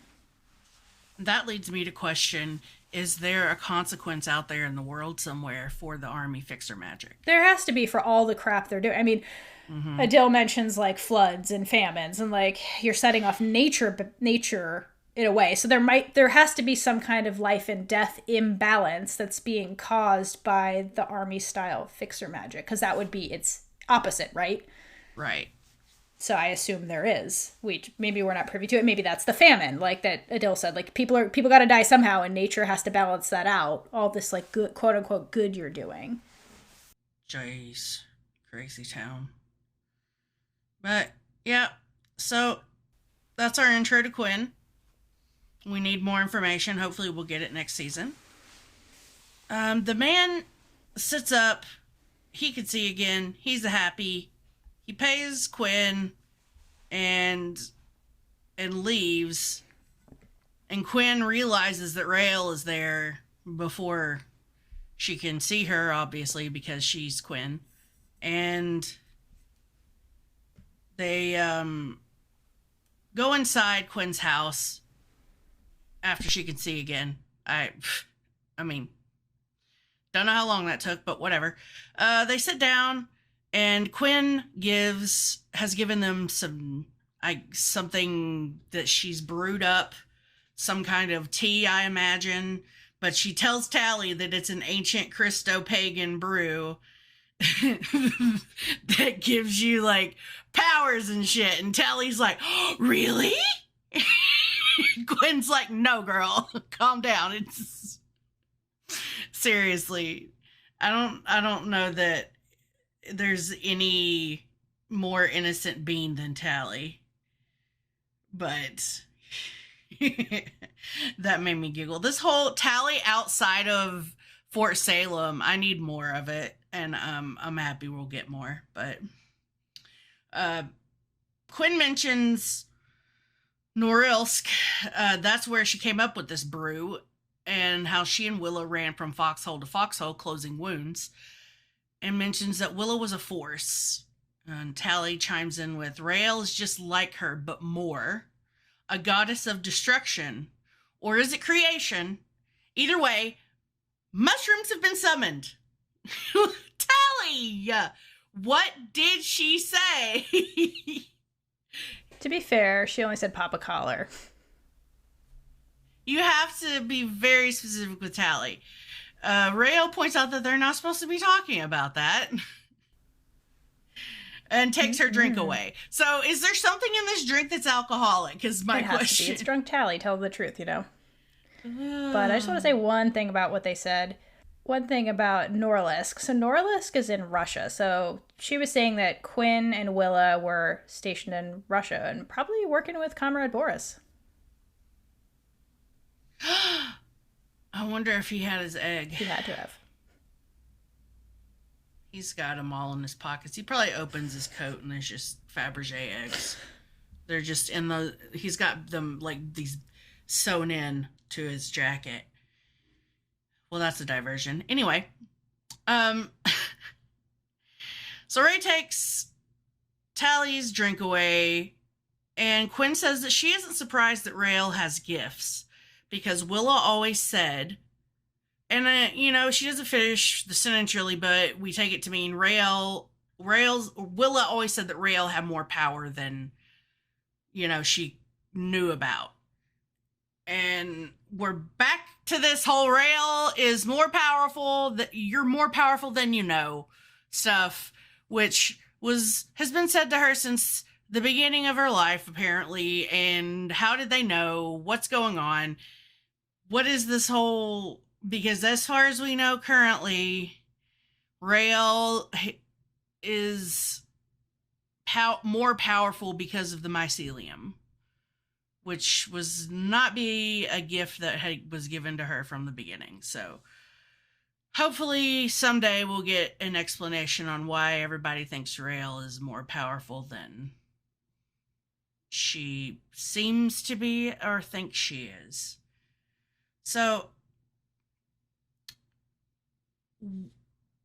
this leads into the conversation about Samhain and how, even though Willa said, that she was more powerful than she thought, because Quinn mentions the letters that she would write to her, and Raylla says sometimes letters aren't enough. And Quinn's like, yeah, I get that. And that leads into her abandonment issues about Samhain and how her mom didn't show up, even though she summoned her with the candle. Quinn looks super puzzled and says the requested dead cannot refuse to appear at Fort Salem. It's hallowed ground. And she's super confused by this. And so is Tally. And Raelle's just like, well, I guess there's a loophole or something. And I'm like, everybody here, say it with me. She's alive. And judging by the way Quinn plays this, like the look on her face, I think it's pretty clear she doesn't know anything about this. Yeah, exactly. So I don't think Quinn knew, number one. And number two, I think Quinn now suspects. Yeah, for sure. Because even if she wasn't with Willa, there has to be something mysterious going with her disappearance, per se. So, what a string of events for Raylla to come and bring this to her. Based on how she acts and the fact that she did say that she was not with Willa when she died. And technically, even if she knew, it's not a lie. I wasn't with her. Yeah. But based on how she plays this, I think she looks pretty surprised to hear what Raylla's telling her. I know. I've seen a lot of speculation about how Quinn probably knew, and I'm like, I don't think she did. No, judging by how she plays the scene, she didn't know. So unless they're going to pull something later on crazy and Quinn's just the best actor ever. Right. There you have it. That's why she quit the army. Best actress ever. So we got to delve into a little bit of Raelle's abandonment issue and got to see Quinn be puzzled by the fact that she didn't show up for Samhain. And a funny thing with Tally, so that was a fun little scene, and we got to meet Quinn. Yes, and Quinn is a super interesting character, and it's nice to be Mama Collar's best friend. Mm-hmm. But from there, we will jump on over to the Bellwethers and see what's going on there. So here we have Gregorio and Ciro talking at the dinner, and Ciro is... All right, so meanwhile at the Bellwethers, we're at the dinner, and it starts with Gregorio and Ciro talking, and... Oh, joy! And Ciro is bragging that his line has been vetted to enter the Bellwether line. This whole conversation is creepy! So, I think it sounds creepy to us, because... we're not involved with this type of breeding, but it's something that humans have done in like aristocratic societies for like ever.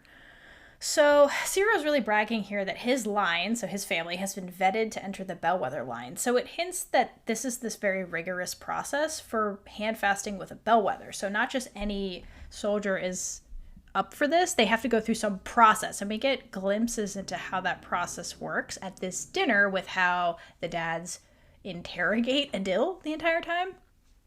And so while I think it's weird to us, I think for aristocratic people, this is kind of what they do, right? They're trying to like merge families through marriages and like consolidate money and estates and power. But in this society, the goal really of these unions is to make the next warrior, right? To make the next weapon for the army. So they get bragging rights, and that translates into social capital that they can use to rise the ranks, etc. So Ciro's like, yes, like I got to the Bellwether table. Like just being at this table for all these guys must be a really big deal, because the Bellwethers are like Abigail's like the queen. So if you've like watched The Crown, like all these dudes are like Princess Diana trying to get to the prince. Like that's what they're all trying to do. They're trying to like marry into this big family. And so but Gregorio points out the weirdness. He's like, yeah, I get all that, but you were engaged to her cousin. Like, isn't that a little weird? And Ciro's like, no, I mean, we can bond over losing Charvel. Like, we have things in common now. And it's funny, but also the lack of empathy here is pretty realistic, because Ciro's whole job is to handfast with the most prestigious witch possible, because that's how he rises the social ranking. That's how he gets, like, social capital in this world. So while it seems weird, it's 100% what somebody in his position would do in these types of societies when marriages and making babies translate into your social standing. It's just typically we see that with women in patriarchy societies, but since we flipped the gender swapping here, like it's the guys that are in this position of how do I marry the best witch to like climb the ladder. So meanwhile, while Ciro and this dude or Ciro and Gregorio are having this conversation, some other dude is pitching his value to Abigail. And he's like, listen, I'd be more than happy to stay with our kids full time until your second spouse joins us.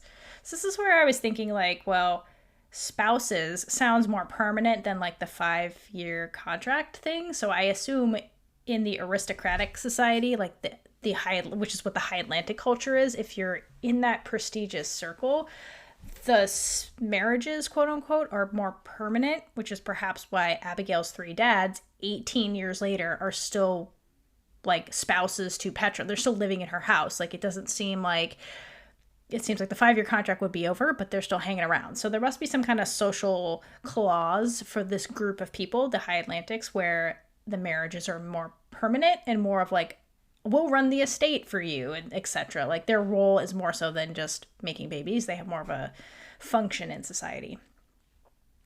But Abigail is like not in the headspace for any of this, and she's just like, this dude is talking, and she's like, wow, may the earth swallow me now and get me out of here. And she makes eyes at Adil like, wow, I just want to get out of here. But he is currently surrounded by all of her dads, and they've trapped him into their vetting process. And they're grilling him like, what are you going to contribute to our line?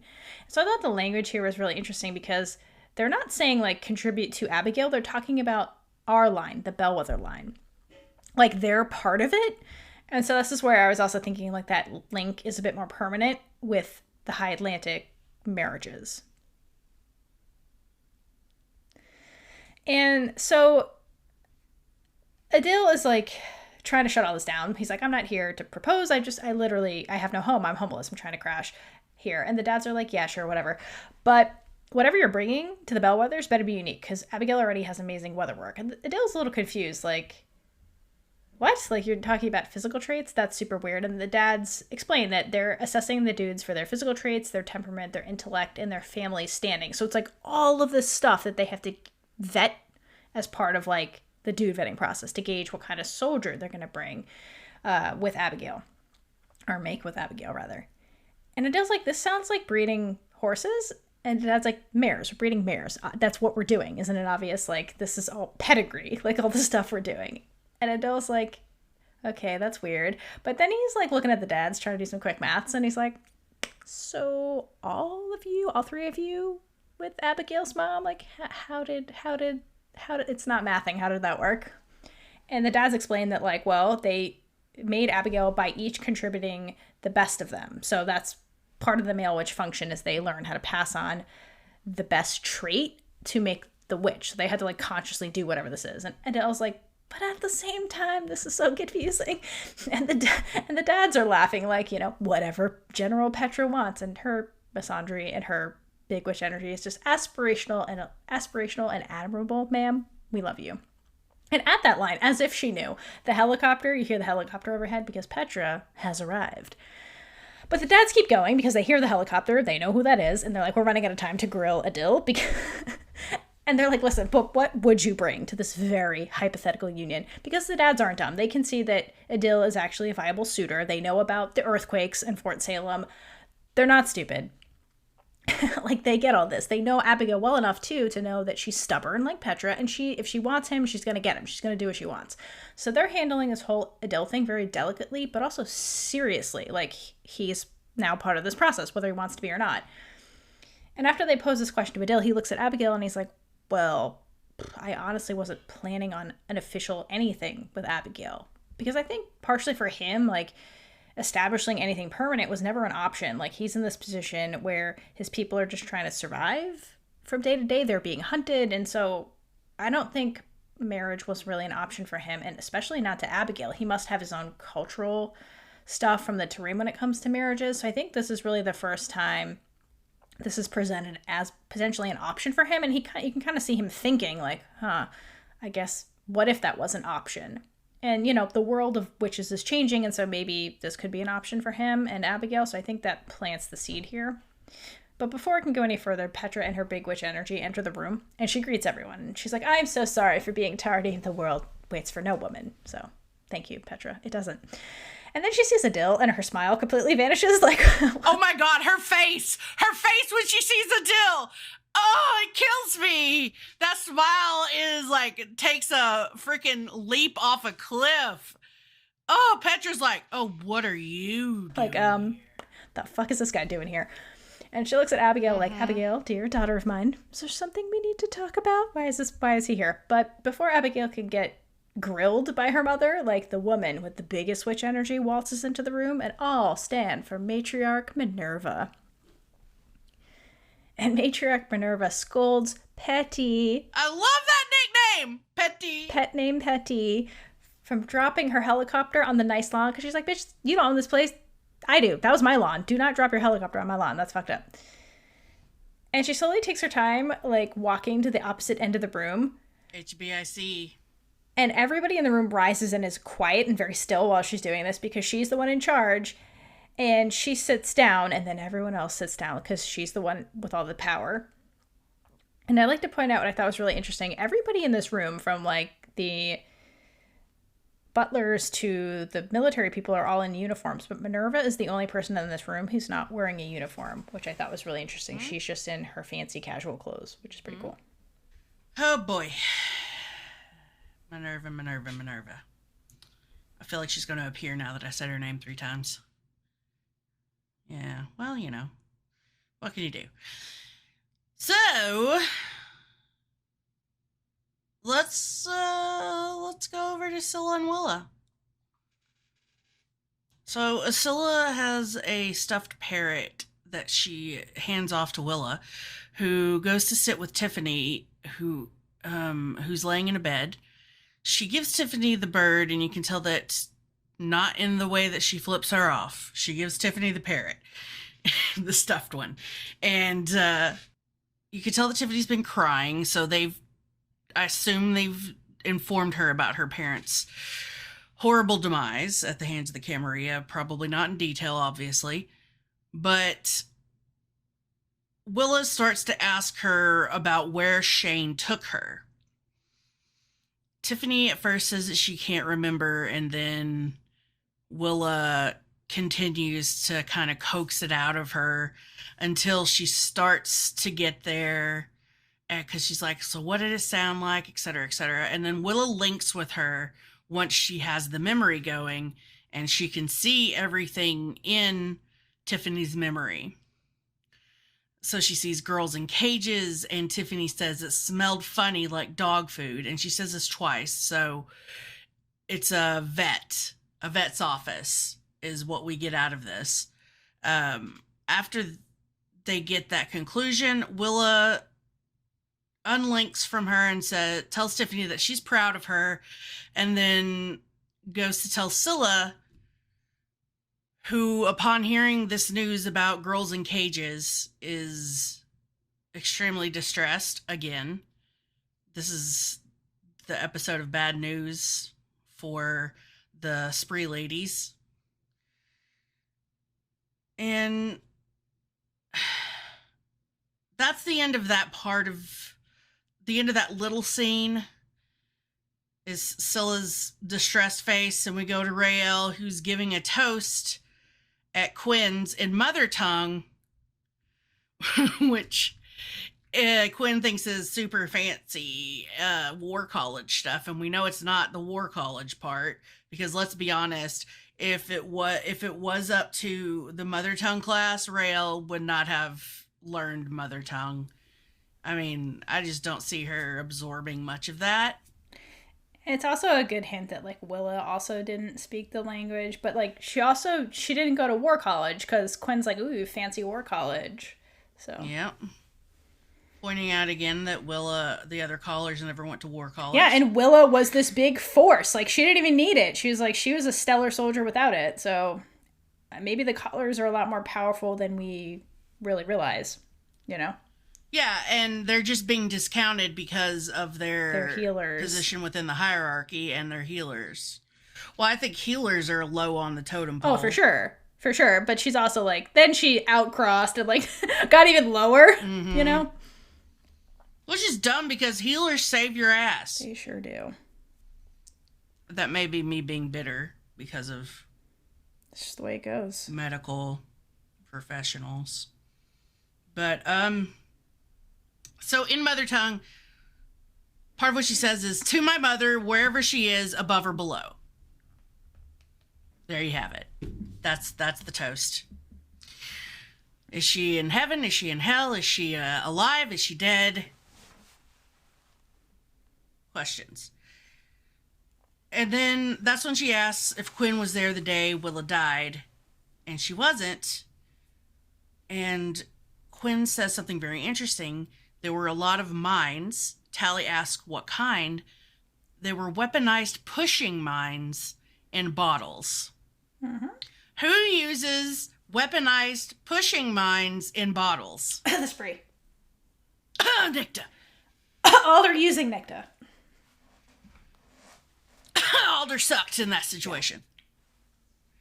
So Tally perks up because she's still on the we need the truth train about the whole rebels. She has a thirst for the truth. In Liberia. She does have a thirst for the truth. And certain women involved with the truth. And certain women involved with the truth. We get it, Tally. We get it. Yes, indeed. Tally asks when the bottle started showing up, and Quinn remembers that it was 94 in Sudan. And a year later, in Minsk, they were tweaked, and it got a whole lot worse than bottles. So what did that mean? A whole lot worse. Well, I imagine the bottles were a smaller, like affected less people. Okay. And then it evolved into amplifying it and making it bigger, so it affected, like we saw with Scylla in the mall. There were a shit ton of people in there. That's a good point. Got it. So that's how I see it evolving. And before Tally can keep questioning her, because she's got that look in her eye, that hungry, I need the truth look, and Raylla's like, okay, we're cutting this off now, because you are going to become a predator, and Quinn does not need you questioning her like this. And then Quinn begs tiredness, and they leave. And you can still see Tally's wheels turning. Oh, yeah. 100 miles a second. Oh, yeah. Tally's not going to let this go. And she doesn't. Even when they leave Quinn's. And they're leaving Quinn's, and now it's nighttime. And Tally is very much lost in thought about what Quinn says and does some quick maths. And she concludes that Nicta created the spree, which, duh. And then, thanks to the conversation with Quinn and Tally, we get a timeline of what the fuck time it is. So, you mentioned the Sudan and Minsk thing, and then Tally said 2 years before that's when the martyrdom happened. So the martyrdom, the dreams that Tally was having with Esterbrook and Alder betraying Nicta and killing all those people, that happened in 1992 in Liberia, which is in Africa, and it's northwest, so it's along like the Atlantic Ocean. That's where that physically happened. 2 years later is when, in 1994, is when the first official report of that spree work happened. They weren't called the spree yet, but that's when the bottles were reported. So Sudan. And Sudan is in Africa near Egypt. So it's North Africa, but all the way on the opposite coast. So we're getting more towards Asia and Europe at this point. This group is moving.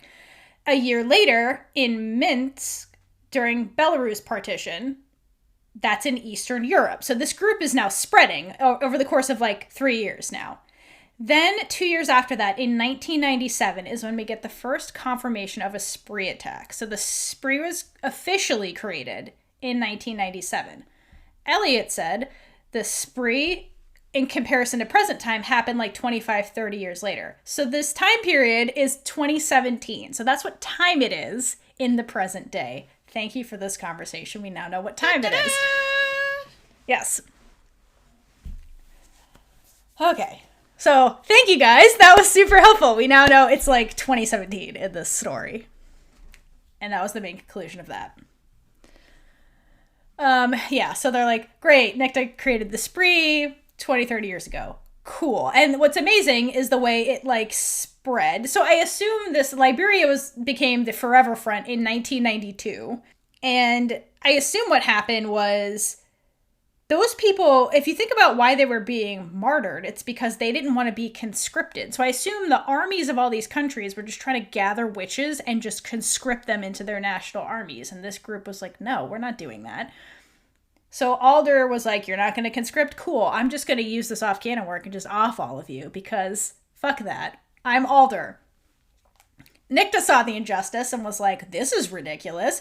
They were fighting literally for their freedom. They surrendered. You killed them. Fuck that. So she must have defected right then and there, traveled to another part of Africa. And I assume she was like gaining support for whatever she was doing. She was probably teaching these groups like, hey, you want to defend yourselves against Sarah Alder? Here's new work. Go for it.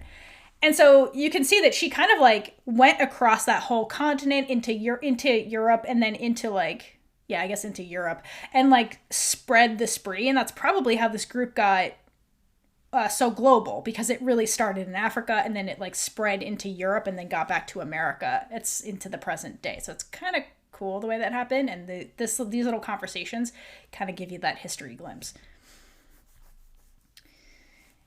And speaking of Nicta, after we determine who the fuck she is, back to your lady, yeah, love. as if it wasn't obvious from like the first time we saw her, there was spree music, but okay. Great job, Tally. Way to sleuth that out. We go back into the cabin in the woods where the ritual's going down, and the minions are tying Jonas to a chair, and the hooded spree leader comes over. I have to point at the hood because it's so dramatic. And she starts crushing his face to calm him down. And he's like, don't worry. We'll be with you until the very end. So they're going to sacrifice Jonah is what's happening. And Jonah's like, I'm not afraid. I'm not afraid anymore, Nicta. No worries. So then we get the stunning shot of Nicta's face finally, and confirming she's alive and well, and a lot closer to Tally than she realizes, because Jonah was with Scylla like a day ago. So she can't be that far away. Then we cut from there to Tally and Raylla, who have now they're in Raylla's house and they're in her room.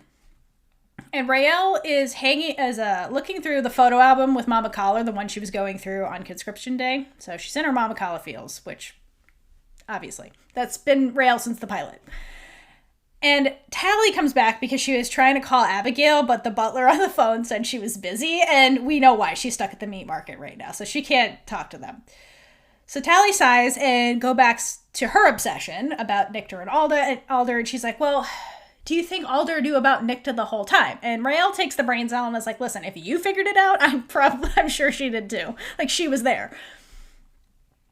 And they seem pretty emotional in your dreams, Tally. I don't know. But Tally then... Raylla's like, hi, Lesbian Jesus here. They are exes. Yes, so, yes, of course she knew. That was her ex. So... Of course you knew. Any other circumstance, they'd be friends right now, but they're not. So, Tally is still, like, lamenting about this, and she's like, it's no wonder Alder redacted herself from all of this. She erased her mistake. Because, duh, the spree exists because of Sarah Alder. That's why the spree exists, really. You say Nicta created the spree. Really, Sarah Alder, that day in the martyrdom, she created the spree. She created her own worst enemy with her own actions by breaking her own rules and stole another soldier's personal work to do it. So Alder created the spree, really. Nicta was responding to this injustice and trying to fight back against Sarah Alder's injustice and slaughter of innocent witches. That's how the spree was really founded. And Tally's like, this is really fucked up that Alder was... But it makes sense. Alder is selfish. Alder does Alder. So Alder was like, wow, let's cut me out of this so no one can trace the spree back to me. And she's been using the spree as this excuse to, like, fight fronts all over the world for, like, the next 30 years. So that's where we're at. And Tally's really upset. And she's like, now we're the ones being conscripted into these wars and are being forced to fight all these fronts. Now, how many fronts are we freaking expected to just fight under this, like, false greater good when it's just Alder cover-ups? That's all this is. And Raylla gives her a pep talk, and she's like, listen, we'll make it through whatever Alder throws at us. Like, we're a unit, we're gonna stick together. But Tally is like, listen, I don't just want to survive and make it through. If Tally wanted to just survive in day to day, like, she wouldn't have joined the army. Remember, Tally's the one that had an out from the army. She could not have served, but she chose to do it because she wants to make a difference and change things for the better. That's who Tally is, and that's what Tally's been doing this whole time we've seen her. And so now that Tally's seen the truth of what this really is, there's no way she's just going to let this injustice go. No, not at all. Tally's a dog with the... She's gonna follow this to the end. There's nothing that can stop her. That's who Tally has been from the pilot. That's who she is. Yep, exactly. Kind of love it. I love Tally getting this story for herself and digging through to the truth. Me too. Very Tally. Because that's more fun than the Bellwether dinner. I know, there's a lot of big witch energy in this that I enjoy. There is. So we got the guys gathering up the dishes, and Ciro asks Adil if the matchmaking process in the Turim is the same in the Turim as it is in High Atlantic culture / army witchhood. And Adil is like, not exactly. And they're like, well, what do you intend to do to woo Abigail? Is it your earth magic or whatever? And Gregorio takes up for him and is like, hey, lay off my dude here. He can split a boulder like nobody's business. And that's when they're like, oh, are you going to use your earthwork to woo Abigail, or do you only use that in battle? And Adil's like, actually, no, Jan, I'm a pacifist. Which is not something that they're going to be familiar with or understand. And then he says the best line that, no, we just go on very long walks. And that's how he woos his women. I don't think that's in the Wooing Witches book, because all the guys are like, what? Long walks? They're like, that's crazy. You gotta show them who your grandmother was, obviously. This is wild. Exactly. You gotta put all your facts on the Pokemon cards, the exactly. Witchymon cards. It was just funny because that's what he and Abigail were always taking walks. So we go, this is like, so since it's reversies in witch culture, we had the dudes cleaning up after dinner, and we go to the women having their, like, traditional, the male, let's have our brandy and chat around the fire with cigars type time. I love it. I love it, too. So Petra's super excited and is like, oh, the Imperatrix agrees with me about Gregorio, but Abigail isn't having it. So she's out of time to decide. Like, no more time for you, Abigail. You need to decide. And Abigail's upset because this is not in her, this is nothing she cares about. This is not actively fighting the Camarilla. She doesn't think she should be, like, bringing any children into the world at this moment. I agree with you, because, hello, that would be dumb. But this all pisses Petra off, and she tells Abigail that when she ignores her responsibility, she brings shame on all the Bellwethers going back to Jim. And that's when Minerva taps her cane, Big Witch Energy style, and says, enough. So Minerva's gonna kind of take up for Abigail in this situation, and points out to Petra that Petra promised her a bellwether at the top, and then kind of pontificates about how she's gonna die soon, and they need to, like, you need to get your shit together. So stop giving Abigail these talks about going off and getting handfasted and having babies. So she takes Petra down a peg and then turns to Abigail and says, that fire in your eyes, follow it to the ends of the earth. Don't let us stop you. Don't let anyone stop you. Make your mark, not your mother's, not mine, not Jim's. And then she leaves. Petra's, like, over there exploding, like there would be the steam coming out of her ears if this was an Acme cartoon, but it's not. So we just get Petra's face and Abigail being like, yeah. So she has a very good point. Yeah, she does. Abigail needs to make her own mark. She needs to step outside of this line that she's supposed to follow and do her own thing, because she's not the rule follower that all these bellwethers before her, or that her mother expects her to be, or her father's. she's Abigail Bellwether, and she's going to do Abigail Bellwether. And through that, she's going to be the most powerful bellwether ever.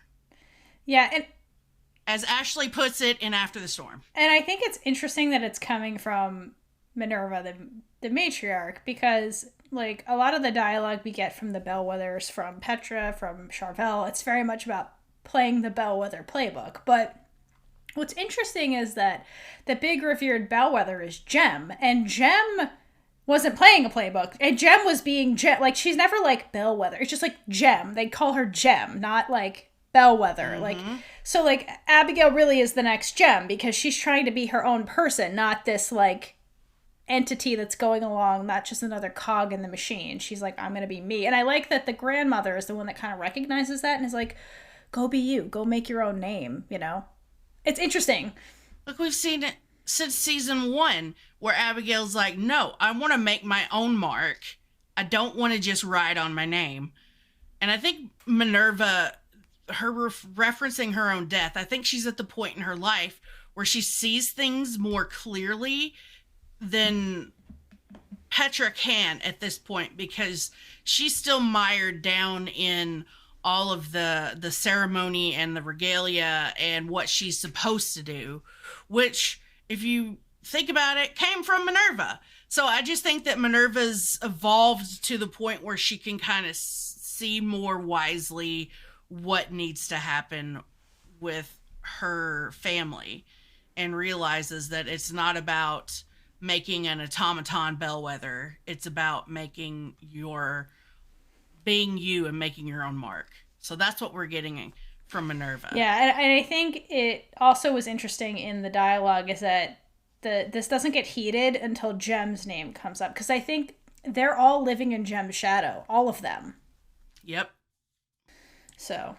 Yeah, because you hear Abigail talk about how no one's been able to do what Jem's been able to do. Yeah, and then because they kept it under wraps. Yeah, and then even casually, like, again, the comparison Petra makes is to Jem, because she's like the revered bellwether. They're all living the ultimate bellwether to look up to. Right, they're all living in her shadow, though. I think that's part of it.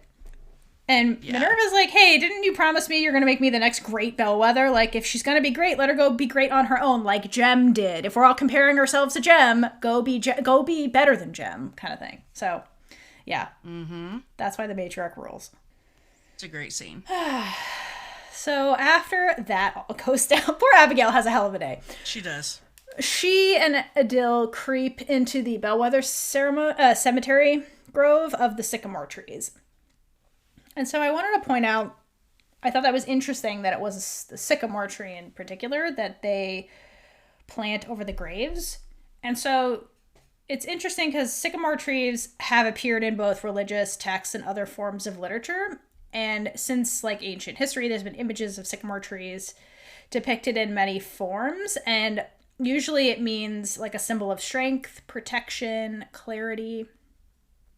What I found so it's probably like protecting the dead as they pass into the new realm or what have you kind of thing here. But I think it's really interesting what the sycamore trees used to represent in Egypt. So coming from like the Sekhmet coven, an Egyptian god. So sycamore trees have appeared in like ancient Egyptian texts like the Book of the Dead. And according to the text, there were two sycamore trees that stood at the eastern gate of heaven. Between the trees is where the sun god, Ra, showed himself each morning. So Sekhmet is like linked to the sun god, right? The protector of the sun god. So interesting. And it's like the passage of between like heaven and earth kind of thing. So interesting because the bellwethers are using this tree to like help pass on their dead from like earth to heaven, like make that transition kind of thing. And the sycamore trees are so significant that the ancient Egyptian hieroglyphic symbol of a tree looks a lot like a sycamore. And interestingly, the sarcophagi or the coffins they used to make were carved out of the wood of sycamore trees. So when somebody died, a sycamore tree was often planted next to the tomb.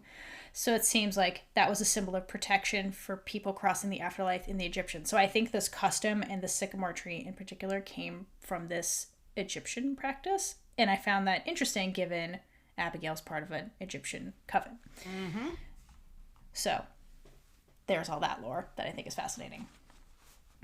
And as Adil and Abigail are walking through the grove, they walk past Jem's tree, which is like huge because Jem's been dead since like the 1600s or whatever. Or I don't know, 1800s? I can't remember. Big tree. So she's been dead a while. And then they walk, I can't remember. And then they get to Charvel, which is like a little sapling because Charvel just passed very recently. And Adele's like, all right, I got to get the blood sample. So it's going to be gross. So you might not want to look. And Abigail refuses. She's like, if we're going to do this, I can't look away. So I think this is part of her like owning the vengeance, owning like, if we're going to do this, I need to be there every step of the way. I'm not going to look away. Like, I'm in this with you too. Like, let's do this, even though it's going to gross me out and make me sad because it's my cousin. So Adele's like, all right. And he gets to work doing his earthwork. So he kneels and places both hands on the ground and starts doing this like low groaning sound. And as he does that, the earth starts shaking and moving and a hand emerges from the grave. So it's Charvel's hand.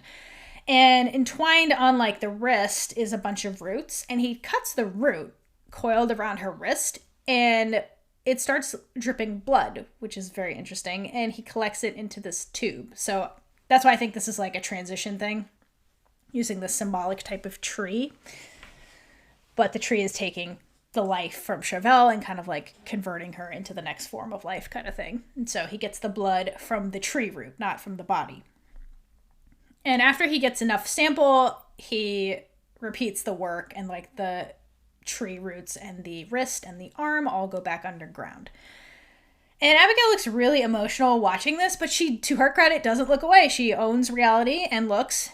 And when it's over, she says, all right, time to hunt. Let's get going. So she's in it. She's got her head in the game. Let's go get our vengeance. Oh, Abigail. I love to use the gif of this scene all the time where she goes, time to hunt. I love it because of just the implication and also because of it's really her turning that, just getting in gear to get the Camarilla at that point. And Abigail, we're gonna segue from her getting ready to hunt to Raylla and Tally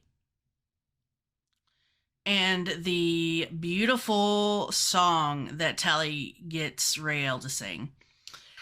So Tally promises not to tell Abigail about it, but begs Raylla to play and sing for her and hands her the guitar. Raylla takes it and starts singing The Book of Love.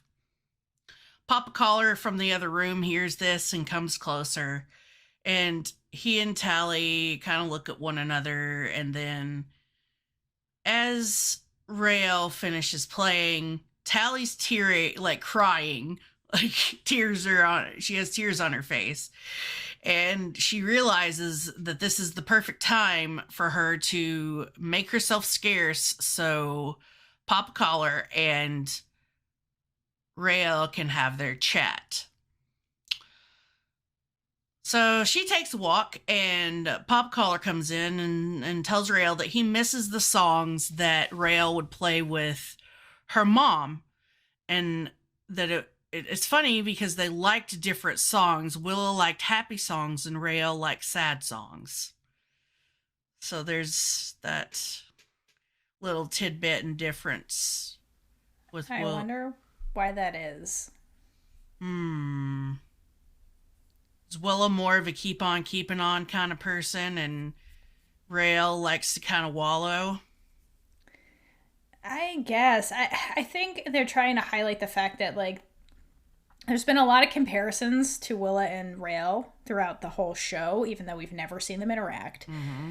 And we don't know a lot about Willa, and we still don't, but I think they're trying to show that they're not so similar, and I wonder if it's about, like, their emotional headspaces a little bit, about their trauma, whereas, like, Raylla, as we've seen from the pilot, gets very resigned to the trauma and is just like, whatever, I'll just be depressed.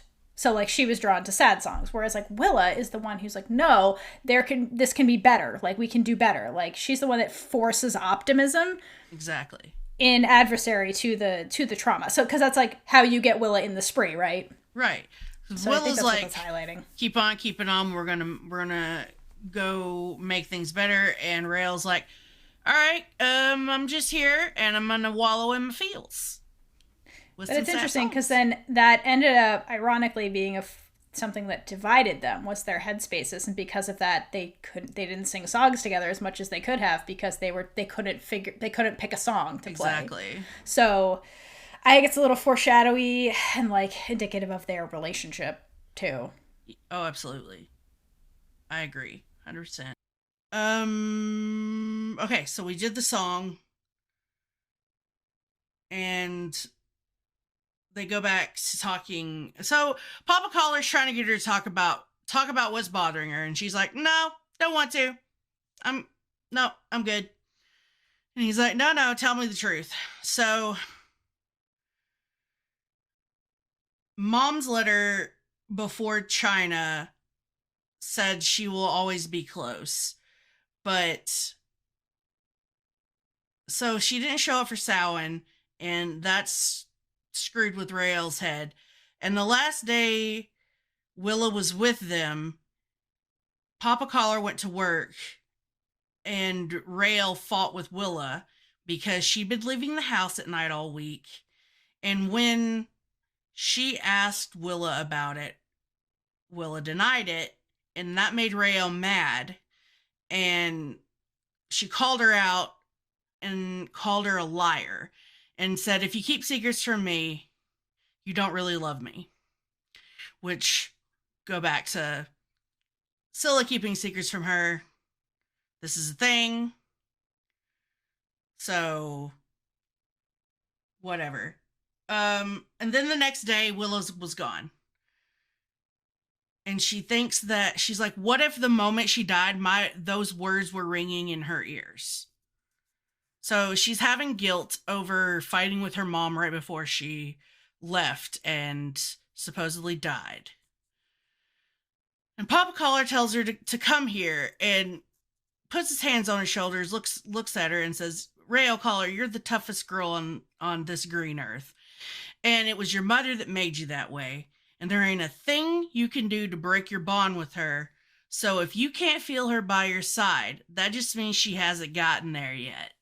You give her time.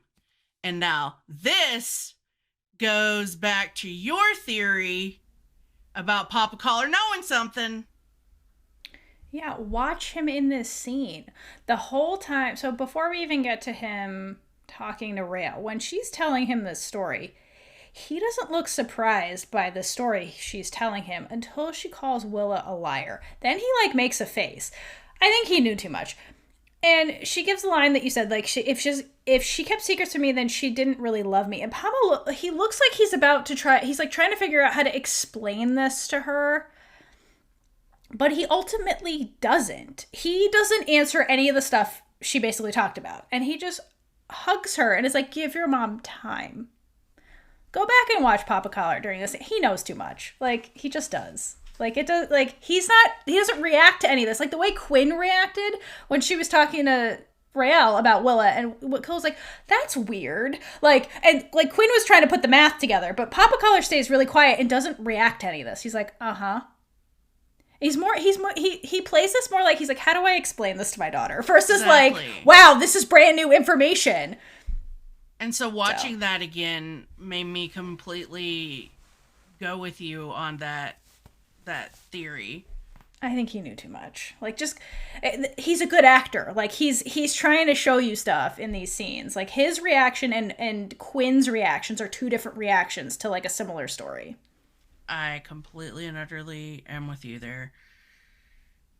Especially just the way he says it. If she hasn't, like, you can't feel her by your side, she hasn't gotten there yet. Exactly, that's what I'm saying. Why would she not be there if she was dead? She wouldn't be there, but... Man, right. He's it's like, so obvious. Right. That's why, I think he's trying to put things together. And he's like, fuck. How do I say this to where I don't give it away, but at the same time, comfort her? Give her time. Because realistically, if he knew about Willa, it's not his place to tell Raylla about Willa. So he's like, I'm part of the plan. It's like Petra and her dudes. She's like, you do what the fuck I say. And they're like, all right, yeah, whatever. You're in charge. I'm going to do what you say. And so he's like, fuck, how do I explain this to my daughter? Lies, there's good lies and bad lies. So I think he wanted to be like, it's more complicated than that, Raylla. Just give your mama time. She's not there yet. She's just not there yet. She's not there yet. Give her time. Because give her time after she's passed fits in no religion. It's not even a religious thing. It's not like he's a Christian, I would presume, based on where they live. And it's not a Christian thing. So it's not like he's saying this from like a religious thing. It's the line seems out of place. There's been a lot, to be fair, there's been a lot of lines that seem out of place this episode. But this one makes sense. But this one makes sense. I think he's like, give your mama time. She'll come to you when she's ready, basically. Is what he's trying to say. Exactly. But yeah, if you're not of the conspiracy, go back and watch the scene with him. Like, watch the scene in season 1 when she's deploying words to China, and watch the way he plays the scene. Like, he doesn't seem surprised. He seems like, okay, this is all part of the plan, but it's not going according to the plan me and Willa agreed on. But now he's stuck, and he's like, I don't know how to, like, be there for Raylla. So he doesn't touch any of the Willa stuff. He gives her this, like, give her time thing. Like, almost like your mama has to explain this to you, not me. Hrothgar, I applaud you. So yeah, go watch him. He does a great job with Edwin. But he doesn't look surprised by any of this. He's more like, fuck, how do I explain this to Raylla? He moves right on past all of that. Yeah, he doesn't touch it. He's like, fuck. But watch his face. The one he's acting, he's like looking away, like he's thinking, like, fuck, how do I explain this? It's not a what? Surprised face. Like, yeah, you can read him. He's like, fuck. Exactly. And what does it mean when you look away from someone when you're having a conversation like that? Thank you. Lying, guilt, deception. How do I spin this? Exactly. He's a good actor. He's doing this on purpose. He knows. Yeah. Love it. It's like every time I watch this show, there's something new that I pick up. You can't pick it all up in one go. No, you can't. There's a lot going on. You have to, like, the first time you watch it, you have to just, like, watch it and kind of, like, be like, wow, okay, that's where we're going. That's what the fuck's happening. Great. And then you have to go back and, like, really watch the actors, like, really listen to what they're saying. Like, there's a lot happening, which is how we're supposed to connect all these dots because they just don't have time to tell the full story. But it's all there, man. That's all I'm saying. It is. It's all there. It's all there. And what's a constant is that Raylla is always getting traumatized by all the writers. So here's she getting lied to and traumatized again. It doesn't even matter which trauma she's singing about. There's too many of them to count. Yeah, and I wonder too with Edwin, the way Raylla is very much like, if we're right, she's basically like, well, if you lie to me, you don't love me. And he's technically lying, and he's like, fuck. Ooh. Yeah, she's constantly getting lied to. It's like, does she feel that way as much anymore, though? I wonder. No, I think that's such she's kind of moved past that. I think it's because, again, it's a teenager thing, right? It's a very naive, like, Disney type of, like, mindset, black and white mentality, where it's like, if you lie to me, I can't trust you ever again. But it's like, that's not how the world works. People lie all the fucking time. It's like, there's degrees of lying, and if they're lying to protect you, is it really that bad? Versus lying to get you killed, like Alder's doing to everybody, like.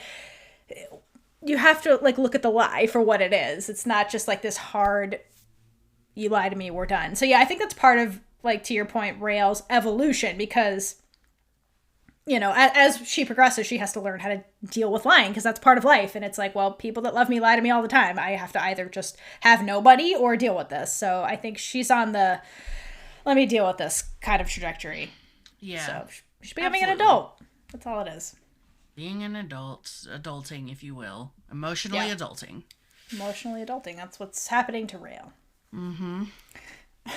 But speaking of interfering, let's go to one of my favorite scenes ever. So, we cut back to Nicta and the minions are still how long is this ritual? Like, they're still doing this ritual is like how long is 20 years long. It's like the whole spree, the time the spree's been around. No, like she's so dramatic. I love it. She's like, we're gonna start this at sunrise because I said so, and just keep going until the sun sets because it's nighttime, remember? When Raylla's in her house. Drum-a-lama ding-dong. Here we go. Yes. I love it. She's a dramatic extra gay, and I love it so much. She's just like, all right. I'm here for it. Let's go. And now we get to the crux of what they're doing. So she's watching Alder on a wall scry. And from the position of this point of view, it's somebody who's amongst the biddies looking at the back of Alder's head. So it's confirming to us that Nicta has an agent in Fort Salem, which we've seen before. But this one is close enough to Alder, and they're in the biddy circle, so it's probably a biddy, judging by this point of view we see on the wall scry. And Alder is in the necro lab with Isadora right now. And Nicta is just watching Alder like a tiger stalking its prey. And she gives me Scorned X vibes. Like, she is just willing to burn the world to the ground over her heartbreak. And I love it. She's just passionate. That's all this is. And meanwhile, in the necro lab, we get to go in there and see what the fuck is going on. Because remember, in the last episode, Alder's big emergency was like, Isadora, I need you to go to India and figure what the fuck happened to Sharma, my enemy. And so Isadora got to go on her little trip. And she brought back a witch plague sample that she collected on this trip. And she has it in this big container. It's like this big plastic container. In the middle, there's like a little pool of water, and off to like one side, there's a smaller compartment where she has the witch plague hanging out by itself. And it's like crawling around, so it's alive. She didn't just get like a dead sample like we saw come out of the mycelium mushroom. This is a live sample, so this is new. And she's like, let me demonstrate what I've found out about this thing. And so she opens the top and pricks her finger, and a drop of blood goes into the water. And this compartment's adjacent to where the witch plague is. And then she opens the slot for the witch plague to enter, and you see it move, and it's just like a long black blob with little spikies all over it. And the thing kind of like waddles into the water, and once it senses the blood, it shoots out these tentacles and attacks the blood. And Isadora's explaining, like, they, meaning the Camarilla, they've engineered this thing to become a self-sustaining hunter. It can lie dormant until a witch is near, so that's what it was doing in that little compartment she had it in. But once it senses the witch, hence the blood, it latches on, and death follows in only minutes. How does Isadora know that, is my question. How does she know minutes? Good question. So, what was Isadora doing off screen? So I think while Isadora was off on her little excavation, shall we, she was digging through this wreckage in India, searching for the witch plague sample. How on earth she found a live one is, without getting killed, boggles my mind. But it's Isadora, so I'm sure she just was in a hazmat suit or something. Like, she's like where it can't get through. It's probably what she was doing. Already. And so until she found, like, a sample, because they didn't think about it, like, the witch plague that Isadora wasn't even really involved with this. When we had General Wick, who was trying to cure Khalida, that witch plague was extremely different than the one Isadora encountered. Like, this thing leaped generations in technology. Because, remember, it took weeks for this thing to try to kill Khalida. But now Isadora's like, it kills you in minutes. So we've leaped, is in whatever time period this is. Giant leap. So I don't think Isadora knew exactly what she was walking into. So I think she came in a hazmat suit because she didn't know what the fuck was going to happen. And somehow they wrangled this witch plague thing, which I assume was just hanging out dormant after it killed everybody except Adil and Khalida mysteriously. Sure, we'll suspend disbelief for that. But Isadora gets the witch plague sample. And then I think she learned how quickly it killed, probably from necro reports, because there's dead bodies of dead witches, and they probably did some kind of necromagic with the Indian government, and that's kind of how they learned about the timetable, that, like, because the destruction on the train happened in minutes. Like, remember, it was already destroying trains to try to get to the witches in a matter of minutes. Like, that was insane. So I think they probably got that from their, like, dead bodies and did whatever necro reports. And I like to think, after Isadora figured all this out and got her little sample, she did exploring, because she never gets to leave the lab. She's in India. So I think she had a big day out of the lab and got some sunshine. hoping, I think it was probably mango season and she got some mangoes. I think she had a blast. There was That dead sounds stuff. lovely. Yeah, I think Isadora had a great day out of the lab. So she had a little vacay on her assignment. Yeah, I think so. Because it's Isadora. She probably figured that shit out real quick and then was like, well, my plane doesn't leave for another like 10 hours. Let's hang out. But I was just wondering that because I thought that line was really weird because she does this little experiment too. So I'm like, it must have been super dangerous to even consider experimenting with this thing because it could kill you. So I imagine she had to do like necro intel to figure these things out because that's probably safer than toying around with this death contraption, you know? Mm-hmm. So that's what Isadora was doing off screen. She was collecting witch plays samples, talking to dead bodies, and eating mangoes in India. I love it. I'm here for it. In fact, you may see an edit pop up. I hope so. Isadora's Big Day Out. There's the title of the movie. Isadora's Big Day Out. That's what we say. So we have an older dog, and she doesn't go outside very often. So anytime we take her somewhere, we're always like, it's Suki's big day out. She gets to like do so. It was this. So Isadora's the same way. She's always trapped in the lab, so it's like her big day out. She gets to like do something else. I love it. So that's what Isadora was doing. But on screen, after this demonstration, Alder and Anacostia look completely shook of this whole demonstration. They're like, what? And Alder's like, how the fuck far can this thing spread? Because, again, her picture of the witch plague is what she saw in Kalita, which was, like, taking forever to do anything. And she's like, what the fuck? How can this thing... If it can lie dormant and just kind of hang out waiting for witches, how far can this thing get on its own? And Isadora says as long as the contagion has prey to feed on, it can self-replicate and it has no limit. So I thought this was really interesting, too. So she found it in the wreckage.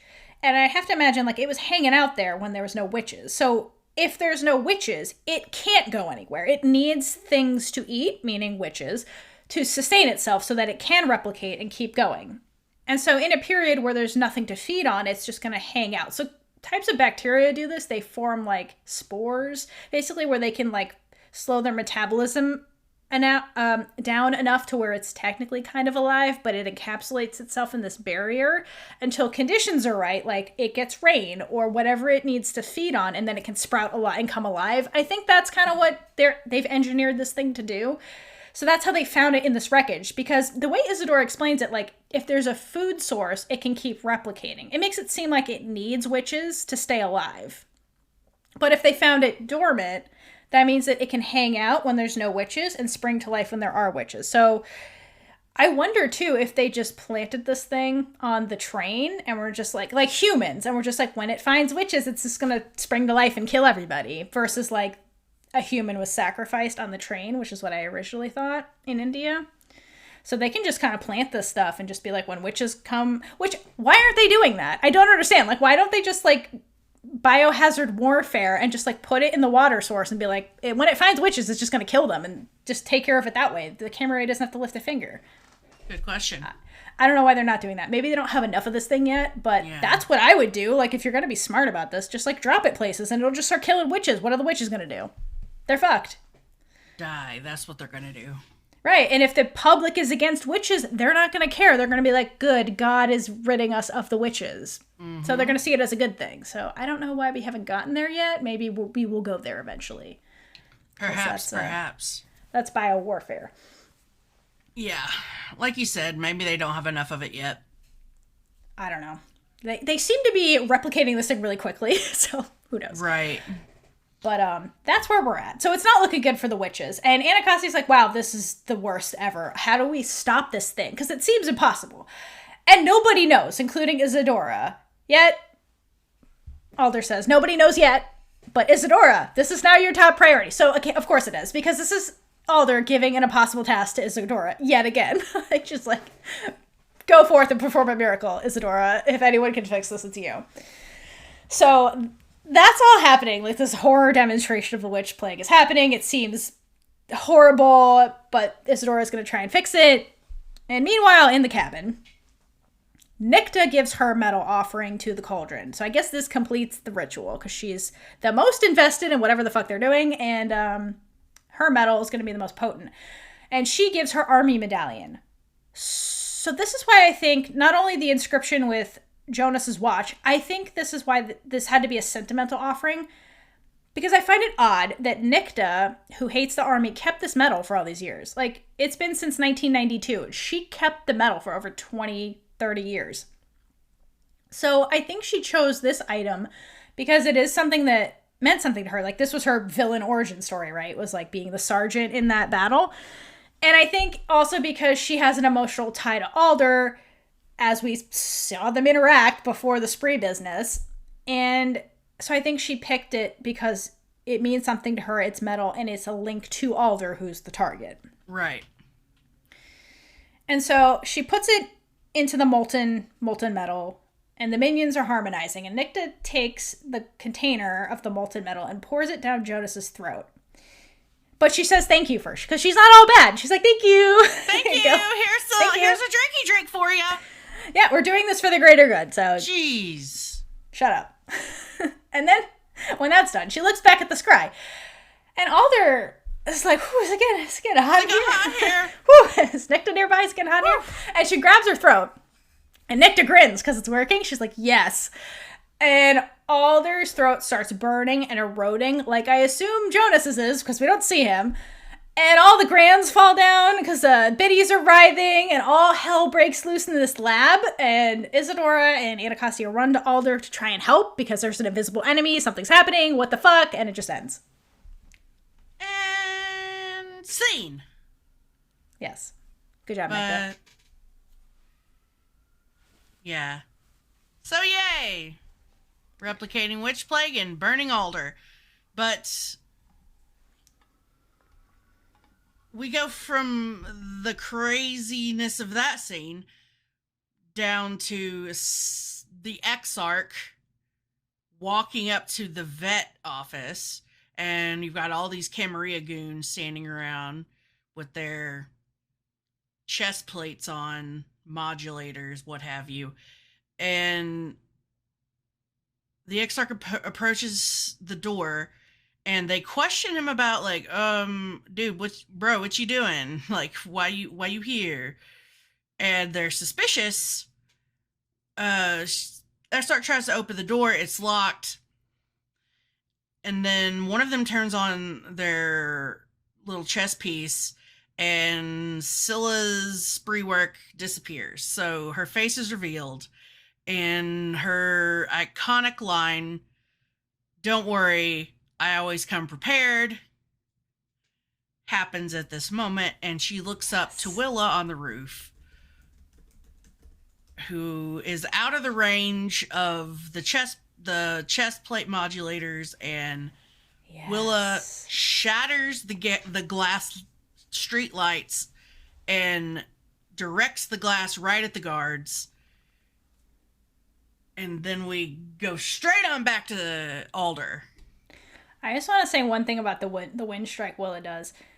So they must have already known that these chest plates have limitations, and they must have known there is some kind of range and calculated that before they went in and did this. Exactly. We don't see them doing that kind of recon, but that's good spy work. Willa, I assume, is the one who figured this out. Yeah, the one good spy thing that happens out of the spree ladies is that. So, and I think that's important going forward as we get into, like, the fight with the Camarilla. Like, while this work is all great and bastardized and such, there's limitations to what they can do, and they just expose that hardcore in this scene. So I think that's really important going forward with this conflict. Yes, it is. So back in the warding circle, which is the place that they've taken Alder, she's laying on one of the beds where they do the bidifying, and they're kind of taking stock of the injuries, which are severe, and they tell her, Anacostia tells her not to talk. If not for the biddies, she'd be dead. And Magda Verger is there, if you remember, the off-canon teacher, because this is off-canon work, so she's coming to consult on this. And this leads to what was tertiary character doing off-screen? Oh, hell yeah.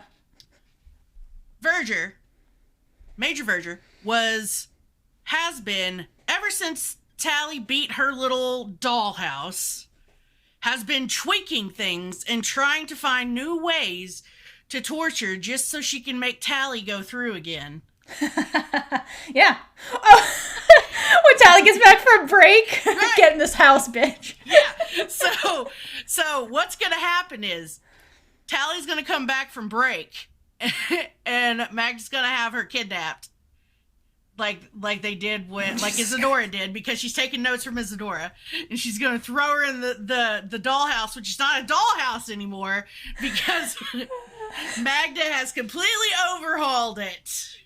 I'm just picturing the kidnapping where like Tally is just like eating breakfast and it's like la la la, la and then a bag goes over her head. Exactly. And Magda's like, yes, light him up. Get her in there. No, I love it. So they sleep her, take her out of there, get her in the new house, which is going to be the clown house. Because what's more terrifying than the dolls are clowns. So clowns. Magda has tweaked the house to be a clown house, and now Tally's got to find her way through a very terrifying carnival. Good luck to you, Tally. I love it. But back how to pissed how pissed is Magda when Tally figures it out in 5 minutes? Yeah, she's like, bitch, no one's figured this out. There were no clowns. For years. The clown house. Yeah, because you remember back when we had City Drop and they're wandering through that abandoned town? Yeah, that's what I was picturing. Yeah, a lot of that freaking ice cream truck, that was Magda. Yeah, that was Magda's yeah. Testing grounds. Exactly. Yeah. God, that'd be so funny. So there you go. Yes. So Magda says it's not the Camarilla that did this to Alder because they can only mimic witch work up to a point. And it's remote sympathetic work. So it's from far away and it's sympathetic work. So the same thing that's happening to someone else somewhere is happening to Alder. So Magda's worked out that it has to be done to someone else first to affect Alder, which was Jonas. So Alder, who can't speak at this point, asks Anacostia to stay with her through one of the biddies. So one of the biddies speaks because she can't. And Anacostia is super upset because this is her mom and agrees to stay. And then we switch back to the vet clinic with Willa and Scylla, who have pulled the guards' bodies inside, and adorable Amalia dragging this big dude. That was cute. Just the way that she dragged him in and just like dropped him. Can we pause for her Exarch outfit? Because it's exquisite. Thank you, costume. It's my favorite thing she wears. It's one of my favorites. My favorite. Also, I saw a bunch of theories going on because like you can't. It's hard to see in the episode, but like there's a gash on her shirt. So I think she got hit with glass from the wind strike. She did indeed. Yeah, poor Scylla. She didn't even flinch because big witch energy. Yeah, Scylla, big witch energy, Ramshorn takes a glass licking and keeps on ticking. Damn right. Mm-hmm. So after they pull the guards' bodies in, they start to look around the facility and try to find the cages where they had been keeping the little girls / witches. And Willa sees where a bookcase has been moved back and forth and is like, oh, okay, I see you, Camarilla. And goes to try to push the bookcase out of the way, but Scylla has to come and help her, and it reveals a door. They go through, and they find the cages, but they're empty. So the Camarilla has come and moved the girls before they got there, which were the guards just chilling? I don't know. Whatever. No idea. I don't know. Whatever. Had they already moved them and then they came back and they were like, oh, okay, well, we'll just chill. I don't know. Who knows? Whatever. Not explained. But Scylla says they really believe that we're less than human. And Willow responds with, not less, more. They're terrified of what we're capable of. So, Mama Collar hits the nail on the head with that statement, because the Camarilla just... And that's what I've always thought, is they're not scared. They're not... It's not that they're like, oh, they're animals. It's like, oh, really at the root of it, they could wipe us off the face of the earth with, their work. So we've got to get rid of them in the world. But I love how Mama Collar has the brain shell. She's like, it's because they're terrified of us. Exactly. That's really what it is. It's fear. The fear root of hate is fear. It's fear, exactly. That's all this is. They're just afraid of you, and they're trying to wipe you out. Like, that's all it is. Like any other form of hatred, this is coming from a place of fear and and ignorance and not knowing. So we go zip right on back to Raylla, who has softened somewhat to her little detail of Twat Blocker and her musical group. And she's brought them some coffee and cookies. And is like, okay, fine. I'm a Southern lady. Here's your coffee and cookies. Yep. Mama taught me right. I'm the hostess, if you will. So here's your beverages and whatnot. And then we go right on back to the vet's office, where Willow and Scylla are looking through all of these notes and papers that the Camarilla have taped to the wall, which, why? But hey, whatever. I guess they're the evil guys that have to have their plans up for everyone to see. Hello, exposition.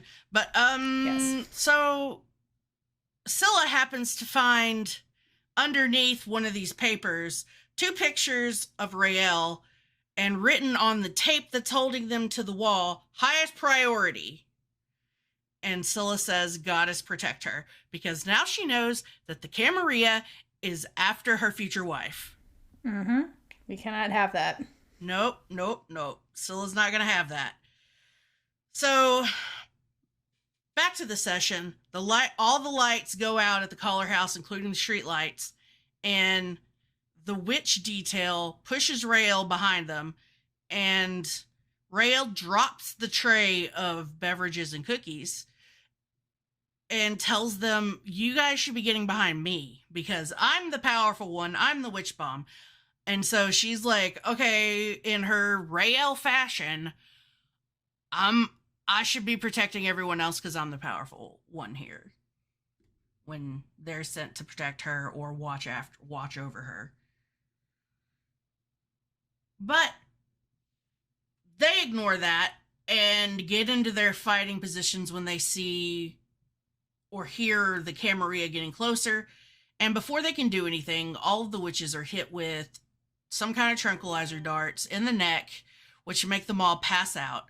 And we see Tally screaming as she comes out of the house, and she gets hit with the dart. And as she falls, we see through her viewpoint the Camarilla grabbing Raylla and stuffing her in the van that the witch detail was in, and then burning rubber to get out of there.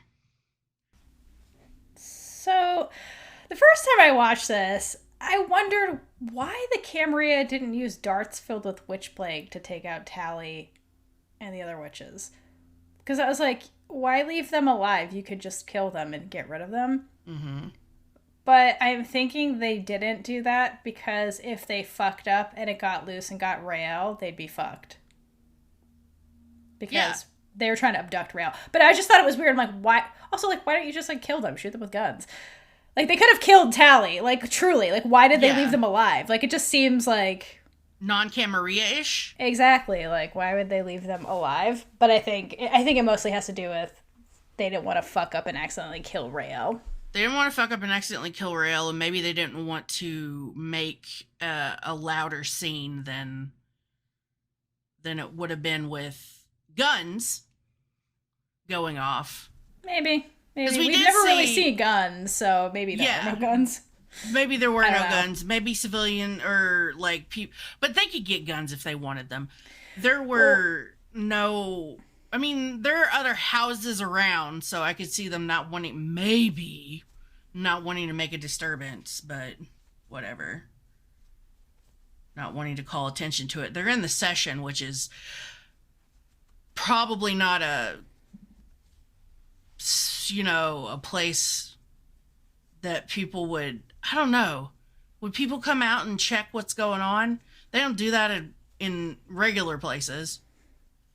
I don't know, but in a place like that, people come out. Because, like, if you're talking like a small town like that, yeah, people are like, what's going on? They come out with the shotguns. So I do believe shotguns exist in this world. Yes. I don't know about advanced guns, because why would... Here's my take on the technology piece, because you're always like, well, why is the technology the way that it is?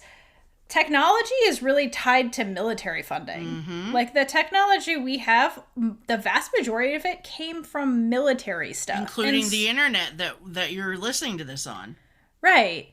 So, in a world where the armies are made of witches and the weapons are made of witches' work, you don't need to financially fund technology the way that we fund it in our world. So that's why their technology in 2017 is not our 2017 technology. It's why we have the first television ever. It's why we still have phones on cords. Like, it's because the global investment in human technology isn't being pushed by these giant military budgets. The giant military budgets are going to witches who aren't making guns. They're making work.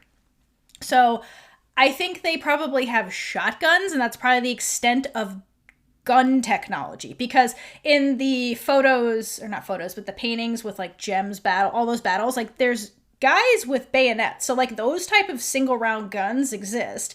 And I think that's kind of the extent of it, because the army is not funding civilian weapons. So like you wouldn't have AK-47s, because who's funding that technology? Like nobody. The Camarilla still has sides. Like even the counter group doesn't seem to be using guns. So I think it would have been shotguns is what they would have had to use here, or bow and arrows, which don't make noise. They probably have crossbows, like, because hunting is still a thing. So I just don't know why they didn't kill them. They could have killed those witches, but they were just like, go to sleep. Yeah, sleepy sleep. Yeah, I think it more has to do with the fact that, like, if they fucked up and hit Raylla, like, they would have gotten their asses handed to them by their leader, or worse. So, interesting. Their priority is not to kill Raylla. They're like, let's take you for our nefarious reasons. So that's where the Camarilla is at. Interesting. Because, like, you'd think if she's so powerful, they'd want her dead. But they don't. I think Albin wants to see why she's so powerful and what her powers are about. And most of all, they want her vocal cords. Yeah, it's about greed. Again, it's like, they hate witches, but if we could use you, we kind of like you and need you. So we're so scared of you, but we're willing to become you. It's crazy. But that's where we're at. That is where we leave them. Poor Raylla, as always, is now in the hands of the Camarilla, and the things that they are probably going to do to her. I mean, we already know, but if you haven't watched it, you don't. You'll see next time. And I have to think that knowing when Scylla finds out this has gone down, or even when she sees that the Camarilla are after her, she goes straight to what happened to her in that dungeon and then thinks, well, the Camarilla are going to be worse. Oh, yeah, for sure. So, I mean, that would frickin' terrify the crap out of me if my loved one was going to go through that. Think about Willa. Willa was like, listen, I went into the spree to get you out of the army, and now you're in the hands of the Camarilla. Like, everything she's taken so many L's when it comes to Raylla. Like, her mom must be freaking the fuck out. Willa is the worse off. I think Scylla has to be there for Willa. Yes. Like, this has gone so left for Willa. She's like, wow, how did we get here? Like, This is literally this is worse than what I was imagining. I was imagining you dying in Liberia, like I should have. Mm-hmm. But no, now you're in the hands of, like, this organization that, like, hates us. Like, it's worse than the army. Like, Jesus Christ, poor Willa. Yeah. There's no one is winning in the situation except the Camarilla, and we're not here for them winning. No, not at all. Grr. We'll return to this next week, but... We sure will. We should do a rundown. Yes. So, main recaps of this whole thing. So it's break time in fall or whatever. It's fall break from War College because we're in college. And Tally and Raylla are in the session with Papa Collar, and Raylla is working through her Willa Collar triggering everything by being in the session, which is only making it worse. So it doesn't really help her. But while she's there, she meets up with Quinn, who is her mama's best friend, to get a little bit of, like, comfort from her. But Quinn wasn't there when Mama Collar allegedly died, in Raylla's mind, and is also baffled by her not showing up for Samhain thing. Tally tries to get a little bit of information about her know-how with the bottle work she mentioned. So Tally kind of uses this information and the timeline Quinn gives them to put together that spree was created by Nicta, and that's these dreams that Tally's been having. She saw the creation of the spree, which was propagated by Sarah Alder breaking her own rules, stealing Nicta's bottle work, which then turned into Nicta defecting and creating the spree, who they've been fighting for the past 30 years. So Tally has the truth and is going to go with that. Raylla finally confronts her dad kind of about all the Willa stuff, and she lets it drop that part of the reason she's very upset is not only that Mama abandoned her, but she thinks that it's kind of her fault. So she's being gaslit by this lie a little bit. She thinks it's her fault because their last words they had with each other was a fight. Mama was acting weird because Mama was in the spree, doing spree meetings, and Mama lied about it. And so Raylla's very upset about that, and she thinks that, part of the reason Willa didn't show up is because she was mean to her, and maybe her mama resents her now. But Edwin doesn't seem surprised by any of this, and is just like, give your mama time, everything will be fine, baby girl. And that's where they're at.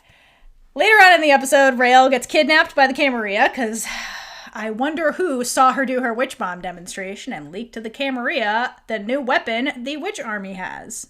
So that's where we're at. So Raylla's been kidnapped by the Camarilla.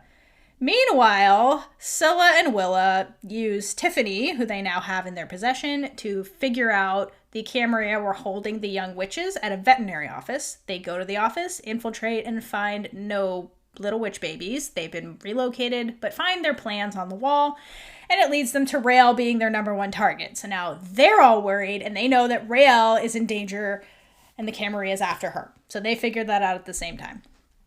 Meanwhile, Nicta, the ex, is burning down the world in her super gay melodrama ritual that lasts all day, where she sacrifices Jonah to attack Sarah Alder using her work.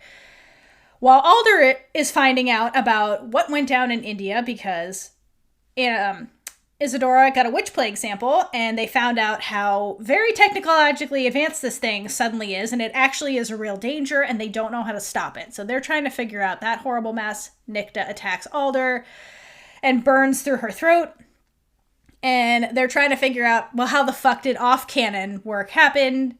It can't be the Camarilla. Somebody else attacked you. And that's basically where we're at. Oh, and meanwhile, Abigail, last but not least, is undergoing this meat market back at her house where she took Adil. She gets interrogated by her three dads. She goes through this mating ritual, being like, whatever, family, I'm going to do me. That's blessed by the matriarch. And Abigail and Adil get their blood sample from Charvel, and they're off to spend the rest of the break on their hunt for the Camarilla. And holla. That's it. And that's where we're at. That's not a great place to be at.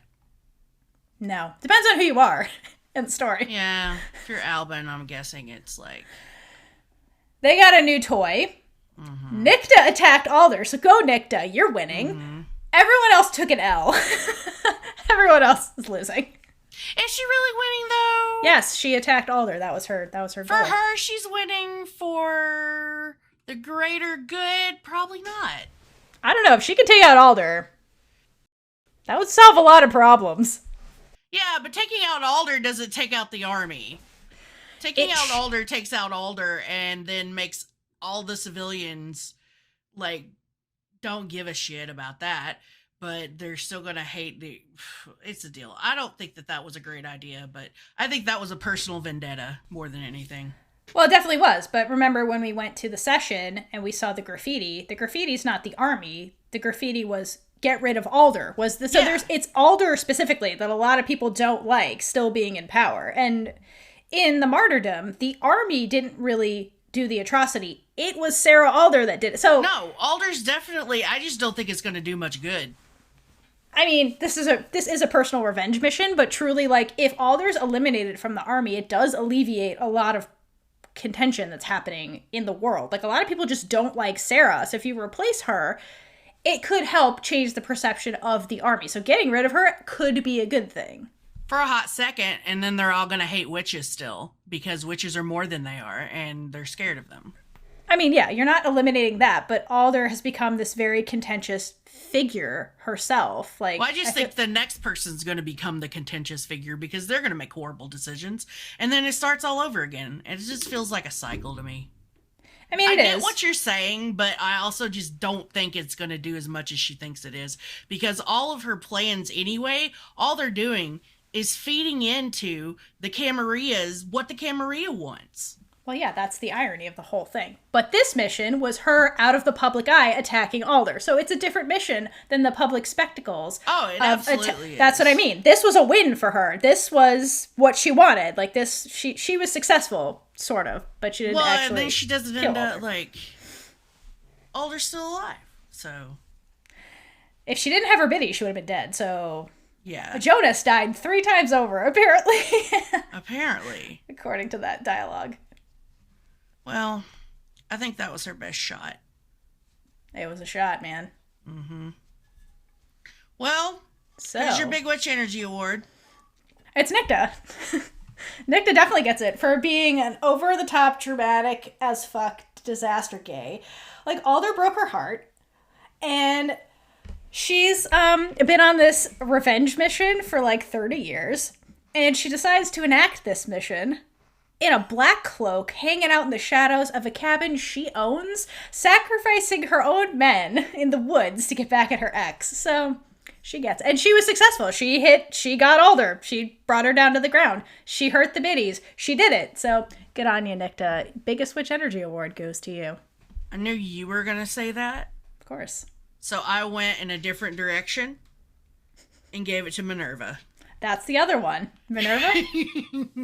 Every scene was Big Witch Energy with that woman. The way everyone stood in silence. Ooh, and I love her hair. Freaking love her hair. Oh, and her voice. I just love, that actress. Yeah, I love the actress that played her. She was phenomenal. But so, yeah. Anytime someone's a disaster gay on screen, I'm going to give it to you. Because it's just, all of that was so extra and unnecessary, and I just love it. It was very extra, very disaster. So she planned to do that. She's like, I'm gonna get in my blackest cloak. Like, this is gonna take all day, hours.